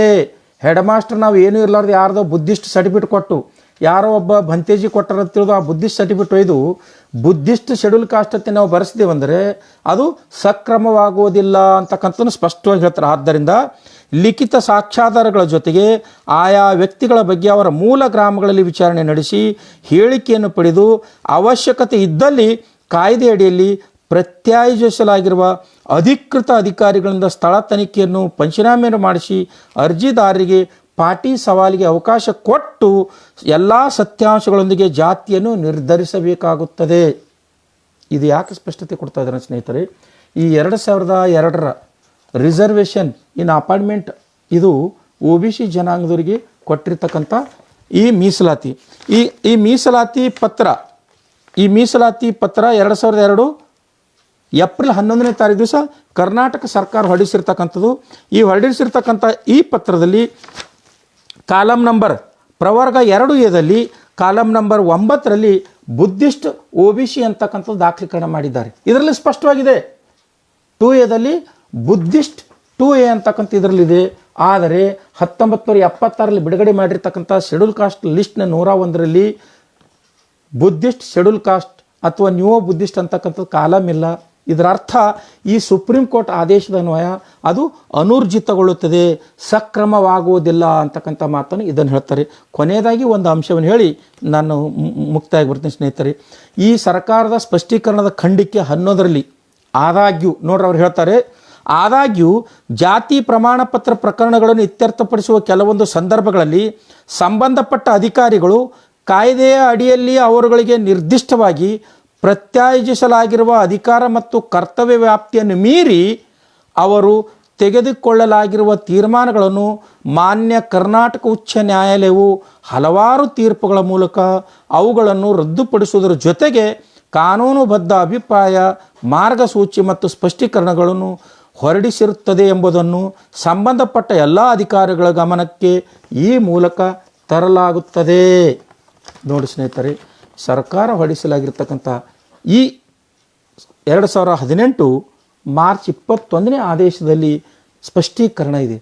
ಏನೆಂದರೆ ನಾವು ಹೀಗೆ ಆ ಸುತ್ತೋಲೆಗಳ ಅಥವಾ 1990ರ ಕಾಯ್ದೆ ಅನ್ವಯ ನಮಗೆ ಕೊಟ್ಟಿದ್ದಾರೆ ಅಧಿಕಾರ ಅಂತಿರೋದು, ಅಥವಾ ಈ ಅಟಲ್ಜಿ ಜನಸ್ನೇಹಿದವರು ಜಿಲ್ಲಾಧಿಕಾರಿಗಳು ಎಜುಕೇಷನ್ ಕಮಿಷನರು ಒಂದು ಸುತ್ತೋಲೆ ಮಾಡಿದ್ದಾರೆ ಅಂತಿರೋದು, ನಮ್ಮ ಮಕ್ಕಳನ್ನು ನಾವು ಬುದ್ಧಿಸ್ಟ್ ಅಂತ ಸೇರಿಸಿ ಧರ್ಮದ ಕಾಲಮ್ ಬುದ್ಧಿಸ್ಟ್ ಬರೆದು ಜಾತಿ ಕಾಲಮ್ನಲ್ಲಿ ಪರಿಶಿಷ್ಟ ಜಾತಿ ಅಂತ ಬರೆದಿದ್ದಾದರೆ ಮುಂದೆ ಅಪಾಯಿಂಟ್ಮೆಂಟ್ ಆಗಿರ್ತಕ್ಕಂಥ ಸಂದರ್ಭದಲ್ಲಿ ಈ ಹೈಕೋರ್ಟ್ ಜಜ್ಮೆಂಟ್ಗಳು, ಸುಪ್ರೀಂ ಕೋರ್ಟ್ ಜಜ್ಮೆಂಟ್ಗಳನ್ನು ಇಟ್ಕೊಂಡು ಆ ಜನರು ನಮಗೆ 2A ನೇಮಕಾತಿ ಮಾಡಿಕೊಡಂಗಿಲ್ಲ, ನಮ್ಮ ಮಕ್ಕಳಿಗೆ ಶೆಡ್ಯೂಲ್ ಕಾಸ್ಟಲ್ಲೂ ನೇಮಕಾತಿ ಮಾಡಿಕೊಡಂಗಿಲ್ಲ. ಇದರ ಅರ್ಥ ಬಾಬಾ ಸಾಹೇಬ್ ಡಾಕ್ಟರ್ BR ಅಂಬೇಡ್ಕರ್ ಅವರು 1956ರಲ್ಲಿ ಅಕ್ಟೋಬರ್ 15ನೇ ತಾರೀಕು ದಿವಸ ಯಾಕೆ ಸ್ಪಷ್ಟತೆ ಕೊಟ್ಟಿದ್ದಾರೆ ಅಂದರೆ, ನೀವು ಜಾತಿ ಮತ್ತು ಧರ್ಮ ಎರಡನ್ನೂ ತಿರಸ್ಕರಿಸಿ ನೀವು ಸ್ವತಂತ್ರವಾಗಿ ಸಾಮಾಜಿಕವಾಗಿ ಸಮಾನತೆಯಿಂದ ಇರತಕ್ಕಂಥ ಧರ್ಮಕ್ಕೆ ಅಥವಾ ಧಮ್ಮಕ್ಕೆ ಬರಬೇಕು ಅಂತ ಬಾಬಾ ಸಾಹೇಬ್ರು ಯಾಕೆ ಹೇಳ್ಯಾರಂದರೆ, ಇಂಥ ಮನೋವಾದಿ ಮಸ್ತಿಷ್ಕದ ಜನರು ನಮ್ಮ ಮಕ್ಕಳ ಭವಿಷ್ಯದ ಜೊತೆಗೆ ಚೆಲ್ಲಾಟ ಆಡ್ತಾರೆ.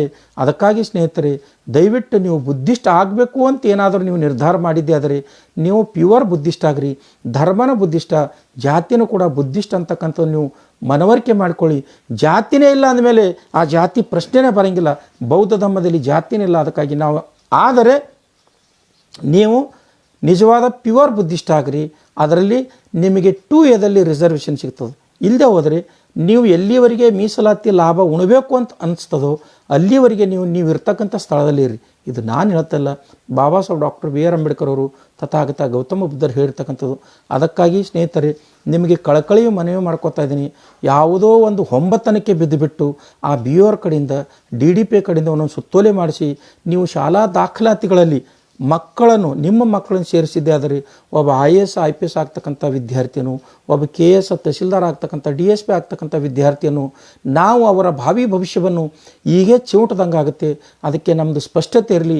ಇವೆಲ್ಲ ಮಡ್ರಾಸ್ ಹೈಕೋರ್ಟ್ ಆಗಿರ್ಬೋದು, ಇಂದಿರಾ ಸಾಹ್ನಿ ಜಜ್ಮೆಂಟ್ ಆಗಿರ್ಬೋದು, ಮಾಣಿಕ್ ಲಾಲಂದ್ ಆಗಿರ್ಬೋದು, ಇವೆಲ್ಲ high court, supreme court, Madras high court judgement ಇಲಾಖೆ ಕೊಟ್ಟಿರ್ತಕ್ಕಂಥ ಸರ್ಕಾರ 2018 ಕೊಟ್ಟಿರ್ತಕ್ಕಂಥದ್ದು, 2 ವರ್ಷದ ಹಿಂದೆ ಕೊಟ್ಟಿರ್ತಕ್ಕಂಥ ಸ್ಪಷ್ಟೀಕರಣ ಮಾರ್ಗಸೂಚಿಗಳನ್ವಯ ನಾವು ನಮ್ಮ ಮಕ್ಕಳಿಗೆ ಪ್ರಬುದ್ಧರನ್ನಾಗಿ ರೂಪಿಸಬೇಕೇ ವಿನ ಗೊಂದಲ ಸೃಷ್ಟಿ ಮಾಡ್ಕೋಬಾರ್ದು ಅಂತಕ್ಕಂಥ ಮಾತನ್ನು ಹೇಳ್ತಾ, ಆದಾಗ್ಯೂ ಕೂಡ ಇಷ್ಟು ನಾನು ನಿಮಗೆ ಮನವಿ ಸಲ್ಲಿಸಿದಾಗ್ಯೂ ಇಷ್ಟೆಲ್ಲ ಸುಪ್ರೀಂ ಕೋರ್ಟ್ ರೂಲಿಂಗ ಸೆಂಟ್ರಲ್ ಗೌರ್ಮೆಂಟದು ಮತ್ತು ಸ್ಟೇಟ್ ಗೌರ್ಮೆಂಟ್ ಆದೇಶ ಕೊಟ್ಟಾಗಿ ಕೂಡ ನಾನು ನಿಮಗೆ ಹೀಗೆ ಮಾಡಿರಿ ಅಂತ ಹೇಳಂಗಿಲ್ಲ.